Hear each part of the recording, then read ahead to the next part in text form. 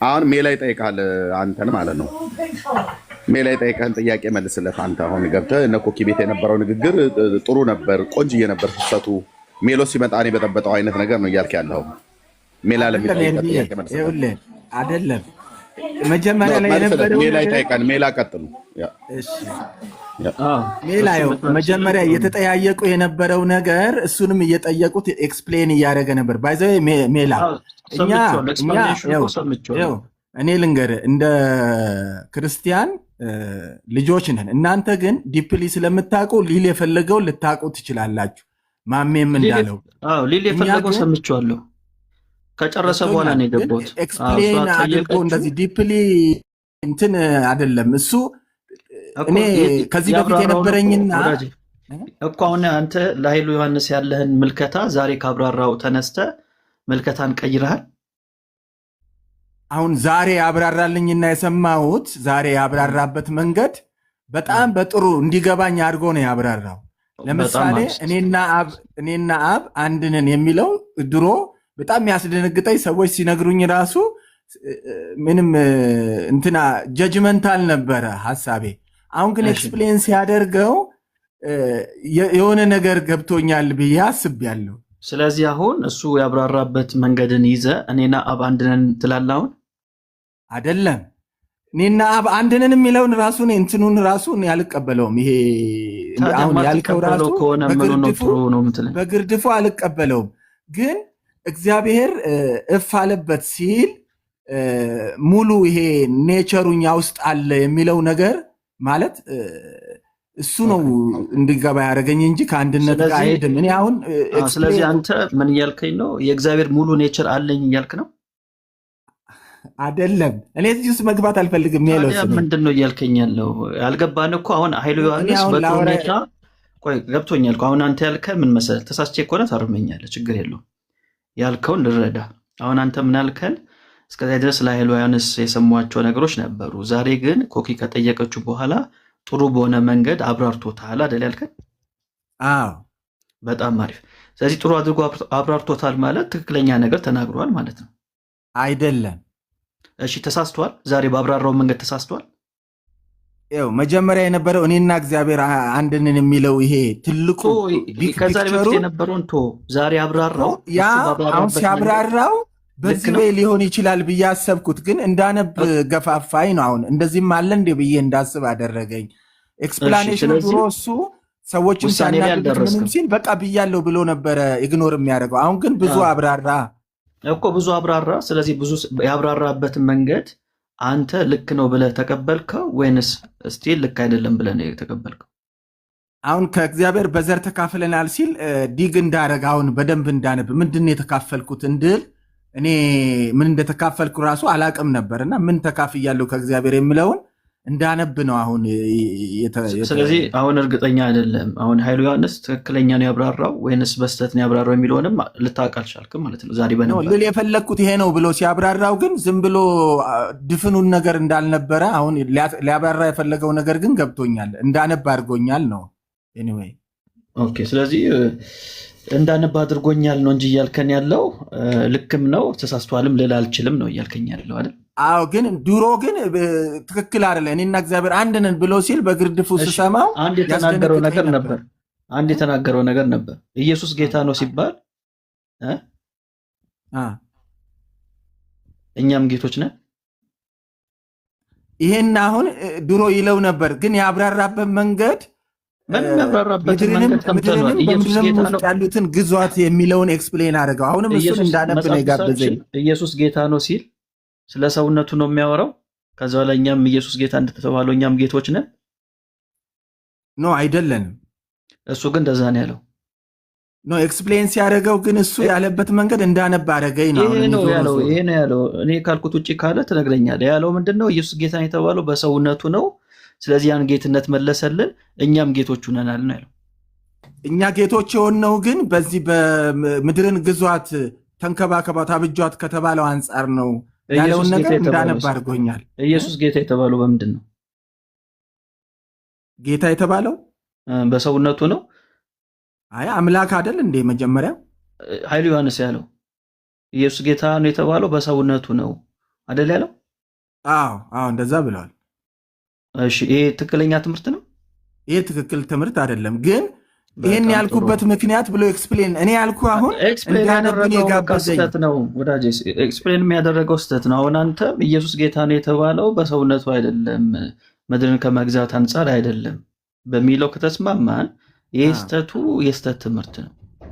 በቃ ምንም የኢየሱስ ጌታ የተባለውና የእኛ በፍጹም አይገናኝም። እኔ አሁን እሱን ለመደገፍ አይደለም፣ ግን ቦታው ላይ የነበረው ነገር የኮኪም ሀሳብ እሱን እዛ ጋር እንዲያስተምር ወይ ነገሮችን እንዲያብራራ ሳይሆን እንዳውም ስትሪክትሊ ትጠይቀው ነበር። እሷ ብዙ ነገር ነው የጠየቀችው፣ እንዳውም ሲሪየስ ሆና እና በማብራራት ውስጥ የመለሰው ነገር ነው። ድንገት እናንተ በምታዩት መንገድ እና እኛ በምናየው አንድ ያለው ነው፣ ግን እንድናይና ነገሮች እንድናነባ አድርጎኛል ነው የኔ ሀሳብ። ብራንድ እኔና አብ አንድ ነን የሚለውን የመጽሐፍ ቅዱስ ክፍል ታውቀዋለህ? አውቀዋለሁ። በቃ አሁን እኔና አብ አንድ ነን የሚለውን ቃል የምንወስደው ከመጽሐፍ ቅዱስ ነው። ያ መጽሐፍ ቅዱስ ክፍል ደግሞ ዮሐንስ ወንጌል ምዕራፍ 10 ላይ ነው ያለው ቁጥር 30 ላይ ከእጄ ማንም አይነጥቃቸውም፣ ከአባቴም እጅ ማንም አይነጥቃቸውም። እኔና አብ አንድ ነን ያለው ፕሮቴክት አደርጋለሁ በጎቼን፣ ህዝቦቼን ልክ አብ እንደሚያደርግ ነው። አንተ ያንን ማድረግ ትችላለህ? በፍጹም። ይሄን ካላደረግ አብና እኔ አንድ ነን የሚለውን ቃል ከየትኛው የመጽሐፍ ቅዱስ ክፍል አምጥቶ ነው ይህንን ቃል ባይዘወይ ህዝቡ ሁሉ የሚያስታውሰው ይህን የመጽሐፍ ቅዱስ ክፍል ነው። መጽሐፍ ቅዱስ ላይ ያልተነገረ አረፍተ ነገር፣ መጽሐፍ ቅዱስ ላይ ያልተነገረ ቃል ተጠቅሞ ለራስ ማድረግ ይሄ ሊትራሊ ሰው ማወናበድ ነው። ማሚ ምክር አይደለም። ማሚ ምክር ሳይሆን መስጠት ያለበት ራሱ ይሄንን ወንድም መጠየቅ አለብህ ማለት ነው። ምክር ሳይሆን ጠይቀው። የዮሐንስ 10 ዮሐንስን የጠየቀውን ምዕራፍ 10 ቁጥር 30 ላይ ያለውን ቃል የጠቀሰውን ዮሐንስ ምን ብሎ እንዳብራራው ሰምተናል። ማነው ኃይሉ ዮሐንስ ምን ብሎ እንዳብራራው እኛ ሰምተናል። ለብዙ ዘመን የስህተት መርዙን ሲተፋ ሰምተናል።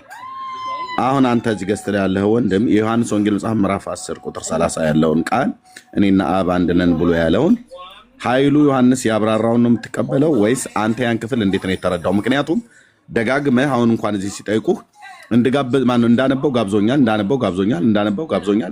ጋብዞኛል እያልክ ግብዣ እንዳቀረበልህና ሄደህ እንድታነባው አድርጎሃል ማለት ነው።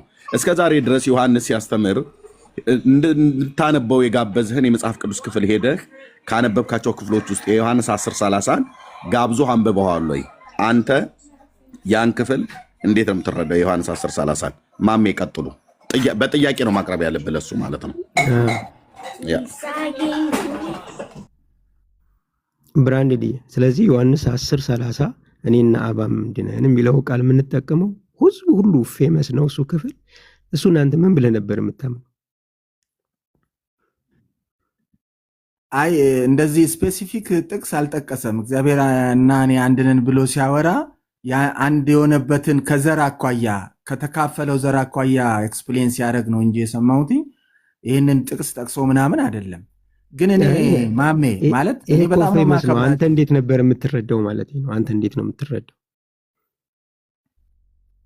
ግን ይቅርታ ማሜ፣ እኔ ማስተያየት ልስጥና እኔና አብ አንድ ነን የሚለው ልጅ አሁን ብራንድ እንደሚለው ነው የሚለው ከዘር አንጻር ነው የሚፈታው እንጂ ከጥበቃ አንጻር አይደለም። እንደዛ ነው የሚለውና እሱን ክፍል ያመጣውና ከማይጠፋ ዘር ተወልዳችኋል የሚለውን የእግዚአብሔር ዲኤንኤ ወንድሜ ቆይ እራሱ ይፍታው። እራሱ እዚህ የገባው ሰውዬ ማለት ነው። ምዕራፍ 10 ቁጥር 30 አንተ እንዴት ነው የምትፈታው? ማሜ ምክንያቱም ቆይ ወንድማችን ኃይሉ ዮሐንስ ጋብዞኛል ይሄን ክፍል እንዳነብ ሌላውን ክፍልም እንዳነብ ጋብዞኛል። ቆይ ብራዘር የዮሐንስ 10ን ፍታው። አንተ እንዴት ነው የተረዳው? የኃይሉ ዮሐንስ እንድታነበው የጋበዘ የመጽሐፍ ቅዱስ ክፍሎች ውስጥ አንዱ እንደሚሆን ምንም ጥርጥር የለንም። ኦኬ እሱኛውን ካልጋበዘ የዮሐንስ 10:30 እንድታነበው ካልጋበዘ ኃይሉ ዮሐንስ እስከዛሬ ድረስ ቃል እግዚአብሔርን ጠቅሶ ያብራራባቸውን ጉዳዮች አሁን ማስተባበያ የሰጠው ነው። ለስህተት መርዙ ራሱ መርዝ ይተፋል፣ ራሱ ማስተባበያ ብሎ የሚል ነገር ይሰጣል። ማስተባበል አይደለም የሚያደርገው፣ ቀስ ብሎ ቀለል ብሎ መርዙ ወደ ሰው ውስጥ እንዲገባ ነው የሚያደርገው እንጂ እሱ አስተባብሎ የማያውቅም።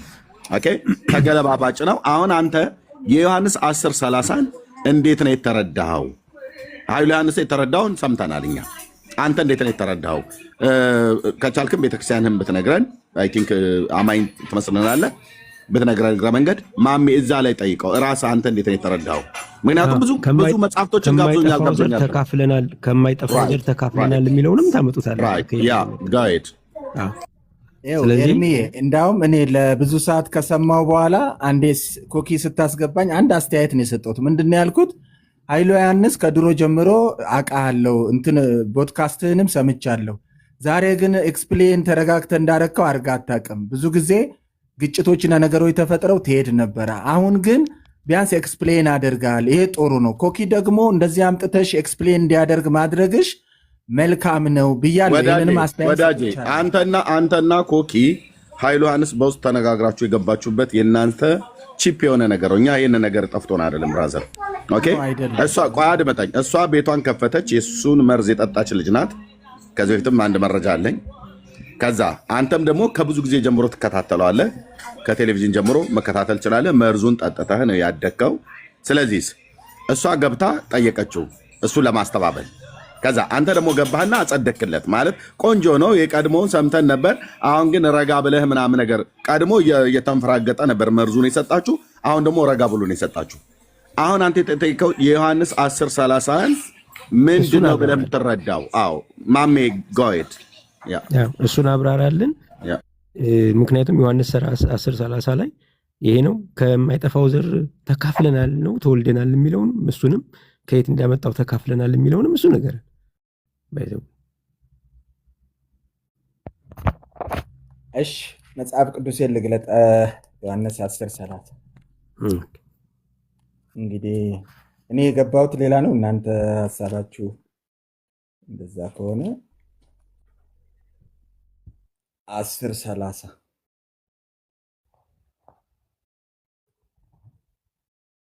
ኢየሱስም እንዲህ ሲል መለሰላቸው፣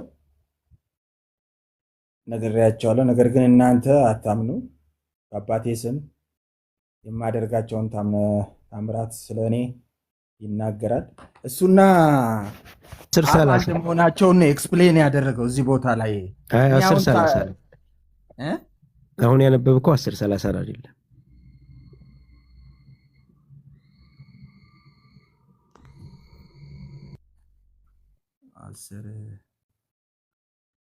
10:30 ምዕራፍ 10 ቁጥር 30 ከዛ 29 እና 28ን ብታነበው በደንብ ይገባል። ከዚህ ስጋ የሚገናኝ ነገር እኔ አሁን አልገባኝም ለምን እንደጠየቃችሁ። አየው እኔና እግዚአብሔር አንድ ነን ወይም አብ አንድ ነን የሚለው ይሄን ክፍል ጠቅሶ ነው። ይሄን ክፍል በሌላ መንገድ አብራርቶ ነው ለአንተ እየነገረ ያለው። ገብቶኛል። እኔ አሁን ከሱ ጋርም እኮ ተግባባው እሱን ተቀብያለሁ እያልኩ አይደለም። እኔ ልናገር የነበረውና እናንተንም ላወራ የፈለግኩት የነበረው ነገር ሌላ ነበረ። ኤክስፕሌን ማድረግ ቆይ ሰው ተለውጦ ከነበረበት መርዛማነት ሊስተካከል አይችልም እንዴ? አልተለወጠማ። ሲያብራራ አልሰማሁም። አልተለወጠም። ከነበረው አንዱ አሁን ብዙ ተምሬያለሁ፣ ገብቶኛል። ድሮ ከነበረ ሪጂዲቲ አሁን እየተማርኩ መጥቻለሁ ሲል ነበረ። ሰው ሊለወጥ አይችልም። መች ተለወጠ? እንደመለወጥ አናየውም። አሁን አልተለወጠም። ይህንኑ ቃል እኮ ነው ያወራው ብራዘር። አንተ ስላላወቅከው ነው እንጂ ይህንኑ አሁን እስከዛሬ ሲያወራውን የነበረውን ነው እኮ ለስለስ ብሎ ሲያወራ፣ ማንም ስለማይጠይቀው ለስለስ ብሎ ሲያወራ የነበረው እኔና አብ አንድ ነን እያለ ነበር። ከማይጠፋው ዘር ተካፍለናል እያለ ነበር። ባይዘው ተካፍለናል ወይ የሚለው ከማይጠፋው ዘር። ማሜ በጣም ይቅርታ ወንድማችን፣ የመጣኸው ለእነሱ ምስክርነት ልሰጥ ነው ወይስ ትምህርታቸው ልክ ነው ብለህ ልትነግረን ነው? አይደለም። ኤርሚ እዛ ቤት መጥቶ እኔ ኤርሚን ስለማከብረው ተናዶ ነው ከሜሎስ ጋር ሄደው። ሜሎስም በጣም ባለመግባባት ውስጥ ነው የሆነ ሜሎስም በቃ ረዥም ነው የምታወራውና በቃ አጭር ጥያቄ ነው የጠየኩህ፣ በአጭሩ መልስልን። ስለ እነሱ ምስክርነት ልትሰጠን ነው የመጣኸው ወይስ ትምህርታቸውን ተቀብለ ልትሞግት ነው የመጣኸው? በአጭሩ መልስልኝ። በአጭሩ መልስ።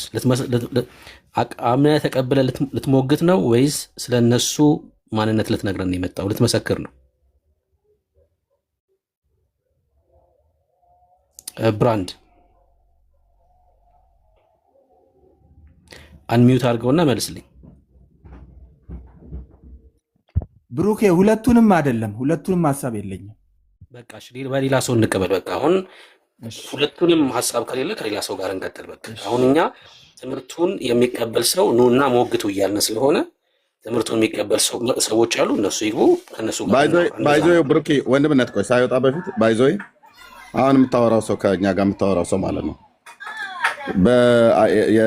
አማኝ ነህ አይደል? በጌታ የምታምን ሰው ነህ አይደል? በውሸት መንፈስ ቅዱስን ነው የምታከብረው ወይስ አጋንንት ነው የምታከብረው? በውሸት አጋንንት ነው። አሁን በአራት ነጥብ ዘግተው ዋሽተሃል። የመጣኸው ነው አድምጠኝ፣ አድምጠኝ ኦኬ። የመጣኸው አንተ ከእግዚአብሔር መንፈስ አትበልጥም። እሺ የመጣህበትን እንኳን አጀንዳ እንኳን አታውቅም። ለሁለቱም አይደለም የመጣሁት ብላል። ታዲያ ለምን ነው የመጣኸው? የመጣሁት አንተና ሜሎስ ተናዳችሁ ስለሄዳችሁ እና ኮኪ ላይ የነበራችሁ እታች ውረድ፣ እታች ውረድ። እኛ ምን እናደዳለን? ሚዩት ሲያደርጉን የነበሩት እዛ ነው። ምንም ሊያስወሩ አልቻሉም። አንተ እንኳን እንደዚህ እንደምታወራኛ ጊዜ ሰተን እየሰማን ነው። እኔም ሜሎስም አልተናደርንም። ተደማምጠን እናውራ ነው። በቃ ተደማምጠው ማውራት አልቻሉም። ሜሎስ እሱን ሲጠይቀው እሷ ትገባና መካከል ላይ ዲስትራክት ታደርጋለች።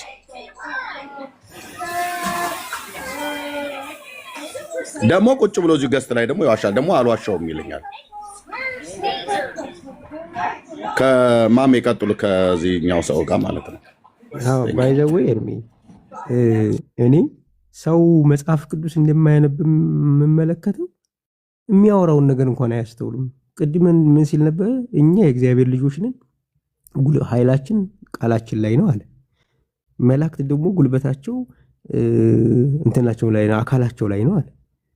እኔ እኮ ከየት እንደሚያመጣው ነው የሚገርመኝ። ባይዘው አሁን ይሄን ሁሉ ምናምን እያሉ ነው ሰው የሚሰማው ማለት ነው። ቃል ላይ ሲባል በማን ነው? የሰው ቃል ኃይል አለው ወይ ነው ጥያቄው።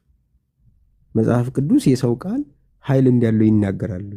እኛ ቃል ላይ ኃይል አለው ወይ? ይሄ እኮ በጣም አደገኛ። እግዚአብሔር በነገራችን ይሄን ትምህርት ሁሉ ልንገራችሁ። እግዚአብሔር ቃሉ ፈጣሪ ነው። ልክ እኛም እንደ እግዚአብሔር ቃላችን ይፈጥራል እኮ የሚል ትምህርት ነው ያለው። ይሄ ፊዚክስ ቢጠየቅ አስተካክሎ የማይመልስ ሰው የእግዚአብሔርን ያክል እኔ የመፍጠር ቃሌ ይፈጥራል ብሎ የሚያምን ሰው ማለት ነው። እኛ ትምህርቱን እናውቃለን እስከ ጥግ ድረስ ማለት ነው። ዝም ብላችሁ በንፋስ አትወሰዱ ባካችሁ፣ ራሳችሁን ችግር ውስጥ አታስገቡ። እሺ ወንድሜ ያለህ የሰው አንድ ነገር ልጨምር። ምናልባት እሱ ትምህርቱን ቦልድሊ ነው የሚናገረው። በነገር ላይ እነሱ ናቸው የሚያስተባብሉለት እንጂ እሱ ክዶም አያውቅም። ቅድምም ሲናገር የነበረው እንዴት ነው ራሱን በሚለዋውጥበት ልክ እንደ እስስታዊ ባህሪ ያለው ከዚህ በፊትም እንደማይረው በዛ መልኩ ነው። ግን ይዘ ስትጠይቀው ያንኑ ትምህርት ነው የሚናገረው። አሁን ይህና እግዚአብሔር አንድ ነን ምለው እኔ ከአገዛዝ አንጻር ነው ቢልና ስጠይቀው ግን እነዚህም ባህሪያቶች የእግዚአብሔርን ባህሪያቶች የማይወረሱ ለሰዎች ያልሰጣቸውን ባህሪያት ወርሳሉ ስትለው አዎ ወርሻለሁ ይልሃል። በሙላት ነው የሚናገረው፣ በድፍረት ማለት ነው። ተወልጃለሁ ይልና አሁን በመወለድ ታምናለህ ወይ ብሎ ይጠየቀው ልጁን። አዎ ተወልጃለሁ አለው። ስለዚህ የተወለደ ሰው ደግሞ ሙሉ ውልጃ ነው እንጂ የተወሰነውን ነገር ከእግዚአብሔር ወስዶ የተወሰነውን አስቀርተሃል ብለህ ነው ወይ የምታምኑ ሲለው አይ እንደዛ አይደለም አሉ። እንደዛ ከሆነ እኔ ሙሉ ተወልጃለሁ፣ ስለዚህ እግዚአብሔር ያለው ነገር ሁሉ እኔ ያለኝ አለ። which is መፍጠር ይችላል፣ በአንድ ጊዜ ሁሉ ቦታ መገኘት ይችላል፣ ሁሉም ማወቅ ይችላል። እንደዛ እያለ ነው የሚናገረው። እኔ እነሱ ለምን እንደሚያደባብሱለት ነው ግራ የሚገባኝ። ምናልባት ይህን ወንድማችንንም እንደዛ ያምናሉ ወይ እኔና እግዚአብሔር አንድ ነን ብሎ ያምናሉ ወይ ብላችሁ ብትጠይቁት ጥሩ ነው። አዎ እስኪ መልስ እንግዲህ የዘፍጥረቱን እያወራን ነበርና እሷን እንጨርሳትና የሰው ውሃል ነው የሚባለው፣ ውሃል ጫፏን ነው የሚባለው። ውሃል የሰው ውሃል። እሺ ዘፍጥረት ምዕራፍ 1 ቁጥር 26 ላይ እንፍጠራል፣ ቁጥር 27 ላይ ፈጠረ። ማንን? ወንድና ሴት። ምዕራፍ 2ን ሳናነሳ ራሱ ጾታ ተፈጥሯል። ምዕራፍ 2ን አንተ ሳታነሳ አይደል ብራዘር?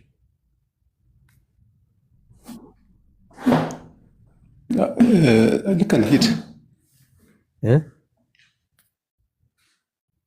ይሰማል አይደል? ልክ ነህ። ሂድ አልኩኝ። ልክ ነህ። አይ በቃ ወንድና ሴት ተፈጥሯል። ቁጥር ምዕራፍ 2 አፈር አበጀ ምናምን ሳይል ምዕራፍ 1 ላይ ብቻ ወንድና ሴት አድርጎ ፈጠራቸው፣ ብዙ ተባዙ፣ ምድርን ሙሏት አለ። እዚህ ላይ ወንድና ሴት አድርጎ ፈጠራቸው እንጂ ሊፈጥራቸው ነው ወይም እየፈጠራቸው ነው አይደለም። ፈጠረ ነው የሚለው ባይዘው ስለዚህ ወንድና ሴት በጾታ ተፈጥሮ ምዕራፍ 1 ላይ ያልቀዋል ማለት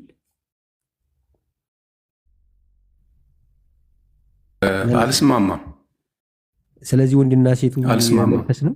የወንድና ሴቱ የመንፈስ አይደለም። ይኸውልህ ማሜ ከነዚህ ከሰው ፍጥረት በላይ አዝርቶች፣ የሰማይ ወፎች፣ አሳዎች እያንዳንዱ ፍጥረት እንደተፈጠረ ይናገራል አይደል? እሱ በቀናቸው ነው የተፈጠረው። ምዕራፍ 2 የማብራሪያ ነው። ገብቶኛል። በቀናቸው ተፈጠሩ። ያም መልካም እንደሆነ አየ። አንደኛው ቀን ሁለተኛው ቀን እያለ ነው አለ። 6ኛው ቀን ላይ መጥቶ ሰውን የፈጠረው። ምዕራፍ 2 ላይ ስንመጣ ቡቃያዎች በምድር ላይ እንዳልበቀሉ በግልጽ ይነግረናል። ታዲያ ምን አይቶ ነው እግዚአብሔር መልክ ያልበቀሉ ስንተኛው ቀን ላይ ነው?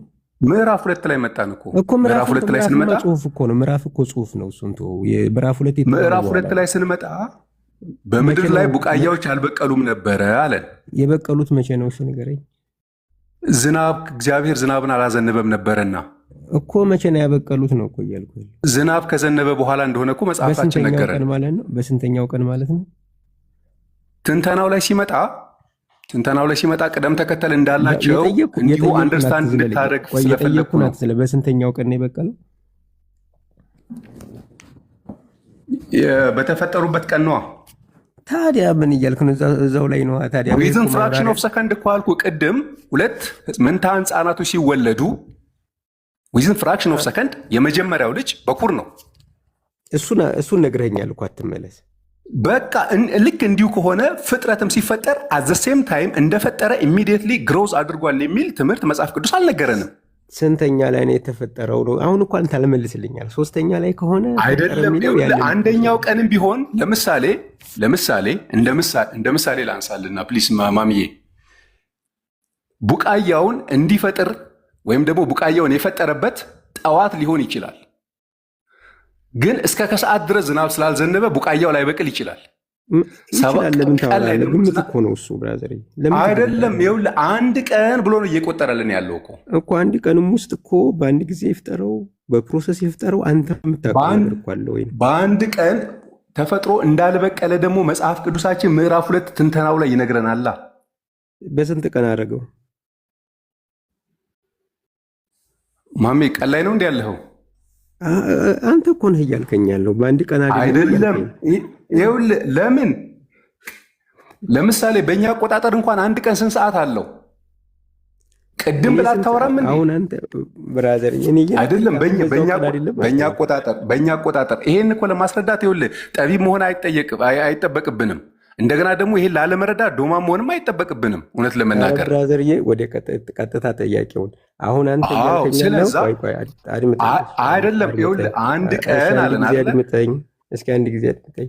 አሁን አንተ በስድስተኛው ቀን ጠዋት መንፈሱን ፈጠረ፣ ከሰዓት ደግሞ ስጋ በጀለት፣ ከዛ ማታ ላይ ደግሞ መንፈስን አስገባ የሚል ዝርዝር ሀሳብ አለ ወይ አንተ? በአንድ ቀን ውስጥ በዚህ በ12 ሰዓት ውስጥ እግዚአብሔር መጀመሪያ መንፈሱን፣ ከዛ ደግሞ መልሶ ስጋውን፣ ከዛ ደግሞ ነፍሱን እንደዚህ የሚል ፕሮሰስ ያለው ማስረጃ አለው ያንተ? በአንድ ቀን ውስጥ እነዚህ ጠዋት መንፈሱን ፈጠረና ሰው መንፈስ ነው፣ ከዛ ደግሞ ስጋ ፈጠረለት፣ ከዛ በስጋው ውስጥ አስገባው፣ ከዛ ነፍስ ዘራበት የሚል እንደዚህ ያለ ማብራሪያ አለ ወይ ነው?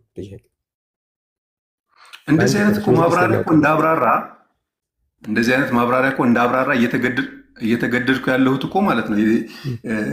ጀስት ነጩን እያየ ኖ ነጭ አይደለም ልትለኝ ስለፈለክ ነው እኮ ማሜ። ሌላን ምንም ምክንያት እኮ ኖረኝ እኮ። ነጩን ንገረኝ እስኪ፣ ችግር የለው። ሰው በእግዚአብሔር መልክና ምሳሌ የተፈጠረው ከምድር አፈር በተበጀው ማንነት አይደለም እኮ። እሱን አሳየኝ። መጀመሪያ ምኑ ተፈጠረ? እሺ ምዕራፍ 2 ላይ ልምጣለህ አይደለም? መጀመሪያ ምዕራፍ 1 ላይ አላልከኝም እንዴ? አዎ እኮ እሱ እዛ ጋር ግልጽ ካልሆነ መጀመሪያ ምን ተፈጠረ ንገረኝ። እሱን ልቀጥል። ከዛ 2ኛ ላይ 3ኛ ላይ እያልክ ንገረኝ። ምዕራፍ 2 ላይ ብንመጣ አይቀልም? የሚቀለን እሱ ነው። አይ ምዕራፍ 2 ላይ ነፍስን። እሺ ምዕራፍ 2 ላይ ንገረኝ። ቁጥር 7 ላይ እንምጣ። እግዚአብሔር ከምድር አፈር ወስዶ ሰውን አበጀው፣ የሕይወትን እስትንፋስ እፍ አለበት፣ ሰውም ሕያው ነፍስ ሆነ ብሎ ይነግረናል። ከምድር አፈር የተበጀው ምድርን ኤግዚስት የሚያደርገው ወይም ደግሞ እችንም ምድር ያለንባት ምድር ኤግዚስት የሚለውን ተወውና መጀመሪያ ስንት ሰዓት ላይ እሱ ተፈጠረ? ወይም ደግሞ ከጠዋት ነው ከሰዓት ነው? ስንት ሰዓት ነው እሱ የተፈጠረው? በሰዓት እንዴት አድርጌ ከፋፍዬ አንተ ቅደም ተከተል ሰጥተሃል። ቅደም ተከተል በሌለበት መጀመሪያ መንፈሱን ፈጠረ። ዘፍጥረት አንድ ወንድና ሴት አድርጎ ፈጠራቸው፣ በመልኩ በምሳሌያቸው ፈጠራቸው፣ በመልክና በምሳሌው ፈጠራቸው የሚል ክፍል አለ። ወንድና ሴት አድርጎ ፈጠራቸው ማለት ጾታ አላቸው ማለት ነው አይደል? በመንፈስ በዓለም ውስጥ ጾታቸው የለም፣ አልተገለጠምም። ነገር ግን ወንድና ሴት አድርጎ የፈጠራቸው ወንድና ሴት አድርጎ ፈጠራቸው። ይሄ ፈጠራቸው ደግሞ ጀነራል የሰው ሁለንተናን ይዞ ነው የሚመጣው። ይዞ ሲመጣ ደግሞ ነፍስ አለው፣ መንፈስ አለው፣ ስጋ አለው። ጾታ የምናገኘው ስጋ ላይ ነው። መንፈስን የምናገኘው ከእግዚአብሔር የተፈጠረ በእግዚአብሔር መልክና ምሳሌ ነው። መንፈስ የት ነው እንደዛ የሚለው? በእግዚአብሔር መልክና ምሳሌ ነፍስን የተፈጠረው የሚለውን ከየት አመጣው? አላልኩም። ነፍስ ተፈጠረ አላልኩም። እዚህ ጋር በእግዚአብሔር መልክና ምሳሌ የተፈጠረው መንፈስ ነው ያልኩ። መንፈስ የታለ? ስጋ ከምድር አፈር ተበጀ። ዘፍጥረት ላይ መንፈስ የሚለውን አታመጣውም መቼም። ማሜ ይቅርታ፣ አንድ ጥያቄ መጠየቅ ይችላለን? መንፈስ አንተ ነህ መንፈስ እያልክ የመጣው። አሁን ዘፍጥረት ምዕራፍ 1 እና 2 አይደለ እያወራን ያለ ነው። ምዕራፍ 1 እና 2 ላይ መንፈስ የሚባል ሀሳብ የለም ጭራሽ። ቦታው ላይ መንፈስ የሚባል የህይወት እስትንፋስ የሚል አለ። የህይወት እስትንፋስ እሱ ነፍስ ነው መንፈስ ነው? የህይወት እስትንፋስ መንፈስ ነው። መንፈስ ነው ማስረጃ። እሺ የእግዚአብሔር መንፈስ ፈጥሮኛል፣ ሁሉን የሚችል አምላክ ሰጥቶኛል የሚል ቃል እዚሁ ምዕራፍ ላይ ከዚያ አትውጣ። ይሄው እዛው ክፍል ላይ ኢዮብን አጣቅሶ ስለሚናገር ነው እየነገርኩህ። ኢዮብ እዛው ክፍል ላይ አይደለም እንዴ? ዘፍጥረት ላይ አይደለም፣ እዛው ክፍል ላይ አይደለም፣ ግን መጽሐፍ ቅዱስን ማጣቀስ አለብን። ዘፍጥረት ላይ ብራዘርዬ፣ ክፍሉን እንጨርሰው መጀመሪያ። ማሚ እያንዳንዱን ነገር እኮ እዛው ክፍል በክፍል መተን እኮ ላናገኝ። ምክንያቱም ምዕራፍ 2 ላይ ነፍስ ነው የሚለው። አየህ፣ ነፍስ የሚለው ከምድር አፈር የተበጀው ስጋ አለ። የህይወት እስትንፋስ እፍ ሲባልበት ሕያው ነፍስ ሆነ ነው የሚለን። ሕያው ነፍስ ያለ ሆነ ነው። ያው ዙሮ ሕያው ነፍስ ሆነ ማለት ሕያው ነፍስ ያለ ሆነ ማለት ነው። ይሄው እንግዲህ መጽሐፍ ቅዱስ ነው እያነበብኩልህ ያለሁት። እግዚአብሔር አምላክ ከምድር አፈር ወስዶ ሰውን አበጀ፣ በአፍንጫውም የህይወትን እስትንፋስ አሁን ይህንን እፍ አለበት።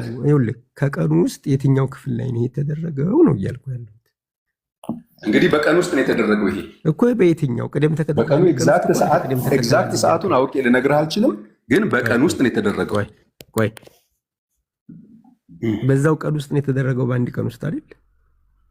አዎ በአንድ ቀን ውስጥ ነው የተደረገው። እሺ ሁሉንም አንድ ጊዜ ያድርገው?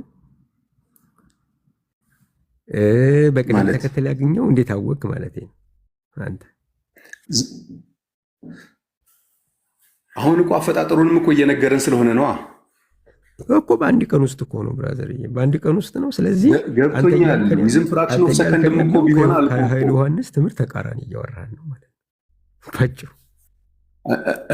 እኔ አሁን ዳትማች ኃይለ ዮሐንስን እኮ ደግፌ አይደለም እያወራሁ ያለው። ትምህርቱ እንዴ ደግፋለሁ ብለሃል እኮ ስትገባ አይደል? ትምህርቱ ጠቅሞኛል አልኩ እኮ ትምህርቱ ለዛ ነው እያወራሁ ያለው። ስለዚህ ከጠቀመ የእሱ ተቃራኒ እያወራህ ነው። እሱ እንደዚህ ብሎ የእሱ ተቃራኒ አላወራሁም። እሱ ተቃራኒ ያወራው አይ አላወራሁም። ይሄ የሚያወራው እንደዚህ ነው። እንደሱ አይደለም እንደ ኃይሉ የሚያወራው። አንተ እንዴት ነው የሚያወራው? አድምጥ። አንተ የሰው ሁለንተና ነፍስ፣ ስጋ፣ መንፈስ ነው ብለህ ተናግረሃል። እሱ ደግሞ እንደሱ ብሎ ያምናል። ሰው መንፈስ ነው፣ ያው ነፍስ አለው፣ በስጋ ውስጥ ያድራል ብሎ ነው የሚያምነው። አንተ መች አልክ ይሄንን? የሰው ሁለንተና አልክ። ሁለንተናው እኮ እነዚህ ሶስት ነገሮች ናቸው ያልከው እንጂ ያድራል አላልክ። አይደለም። እኚህ ሁለንተናዎች ሰው ብለን ለምንጠራው አንድ አካል ለአንድ ሰው ሁለንተናዎቹ ያድራል የሚለውንም ማሳየት ያለብህ እኮ ማለት ወንድና ሴት ተፈጠሩት በመጀመሪያው ቀን ነው። ወንድና ሴት የተፈጠሩ ተፈጠረ ነው የሚለው እንጂ ያስመሰል አይደለም። ወንድና ሴት አድርጎ ፈጠራቸው። ወንድና ሴት እኮ ጾታ ነው ብለናል አይደል? የስ መንፈስ ላይ አይደለም ጾታ ያለው። እኔ እኮ የማልቀበለው መንፈስ ላይ ጾታ የለም። መንፈስን ፈጠረ የሚል እኮ የለም ብራዘር ነው። መንፈስ ፍጡር አይደለም። እግዚአብሔር መንፈስ ነውና በመልኩና በምሳሌ የተፈጠረው ከጭቃ የተሰራው ሰው አይደለም። መንፈስ ፍጡር አይደለም ወይስ ፍጡር ነው? መልስልኝ። የሰው መንፈስ ፍጡር ነው። መቼ ነው የተፈጠረው? እግዚአብሔር ይሁን በመልካችን እንደ ምሳሌያችን ባለበት ቀን። መች ይላል? እንደሱ ፈጠረ አይልም እኮ። ይላል እኮ አይልም። እንዲህ ምንድን ነው የሚለው ታዲያ? ምዕራፍ 1 ቁጥር 26 ላይ እንፍጠር አለ። ቁጥር 27 ላይ ፈጠረ የሚለው ላይ ወንድና ሴት የሚለው ነው ፈጠረ ያለ እንጂ መንፈስ ፈጠረ የሚለው የለም። መንፈስ ፈጠረ ሳይሆን እግዚአብሔር መንፈስ ነው። በመልክና በምሳሌ የተፈጠረው ደግሞ እኮ መንፈስ ያው መንፈስ ነው። መንፈስ ተፈጣሪ ነው አላልከኝም? እንዲያሁን አዎ የሰው እኮ መንፈስ እኮ ነው እያልኩ ያለሁት ማሜ። ማወሳሰብ ስለፈለክ ነው ብራዘር። አይ አይደለም። እኔ የሰው መንፈስ ማወሳሰብ ስለፈለክ ነው። አሁን ችግር የለውም። የሱ ብቻ መልስልኝ። የሰው መንፈስ ተፈጠረ የሚለውን ክፍሏን ነገር የሰው መንፈስ ሳይሆን ክፍሉ ዴፊኒትሊ የሚለው መንፈስ ነው። እግዚአብሔር መጀመሪያ አላልከኝም እንዴ? ይኸውልህ እግዚአብሔር መንፈስ ነው ብዬ ነው የጀመርኩልህ። የእግዚአብሔርን ባህሪ ተወውና ያንተን መንፈስ ወይም የሰው መንፈስ ተፈጠረ የሚለውን አሳየን ነው። እሱን እያሳየው ያሉት እኮ ሰውን በመልካችን በአምሳላችን እንፍጠር ሲል እንፍጠር እንጂ ፈጠር የእግዚአብሔር መልክና ምሳሌ እንፍጠር ነው የሚለው። ገና እንፍጠር እኮ ላይ ቆይ አድምጠኛ። እንፍጠር አለ ቁጥር 26 ላይ አልተፈጠረም ማለት ነው። እዚህ ላይ አይደለ? ቁጥር 27 ላይ ፈጠረ ይላል አይደል? እኮ 27 ላይ ደግሞ ሰውን በመልኩ ፈጠረ ነው የሚለን እኮ ወንድና ሴት አድርጎ ፈጠራቸው ነው የሚለው። ስለዚህ ሰውን በመልኩ ፈጠረ ወንድና ሴት አድርጎ፣ ከዛ በእግዚአብሔር መልክ ፈጠረ። ይሄንን አስቀድማ በመልኩና በእግዚአብሔር መልክ ፈጠረ የሚለውን አስቀድም። ወንድና ሴት ከማስቀደም አንብበው። ቆይ ወዳጅ እግዚአብሔር አምላክም እግዚአብሔር አምላክም ሰውን ከምድር አፈር አበጀው። ቆይ ይቅርታ 1:27 አስቀምጡልኝ። ማከታ ይሄን እኔ አነብልሃለሁ ከፍቻለሁ። በቃሌም አውቀዋለሁ እንዲቀመጥ ፈልጌ ነው እንጂ አንድ ጊዜ ስማኝ። ቁጥር 26 ላይ እንፍጠር አለ። እግዚአብሔርም አለ ሰውን በመልካችን እንደ ምሳሌያችን እንፍጠር፣ የባህር ዓሣዎችን የሰማይ ወፎችን አይደለም እንደሱ አይደለም እያለ ይቀጥላል። አይደለም ምዕራፍ 26 ምዕራፍ 1 ቁጥር 26 ላይ በመልካችን እንደ ምሳሌያችን እንፍጠር ካለ በኋላ ቁጥር 27 ላይ እግዚአብሔር ሰውን በመልኩ ፈጠረ፣ ወንድና ሴት አድርጎ ፈጠረው ነው የሚለው። እንደዚህ ነው የሚለው። እግዚአብሔርም ሰውን በመልኩ ፈጠረ፣ በእግዚአብሔርም መልክ ፈጠረው፣ ወንድና ሴት አድርጎ ፈጠራቸው። ስለዚህ 3 ጊዜ ነው ቆም እያደረገ በሰረዝ በድርብ ሰረዝ እየለየ ያለው። ድርብ ሰረዝ ማለት ምን ማለት ነው ብራዘር?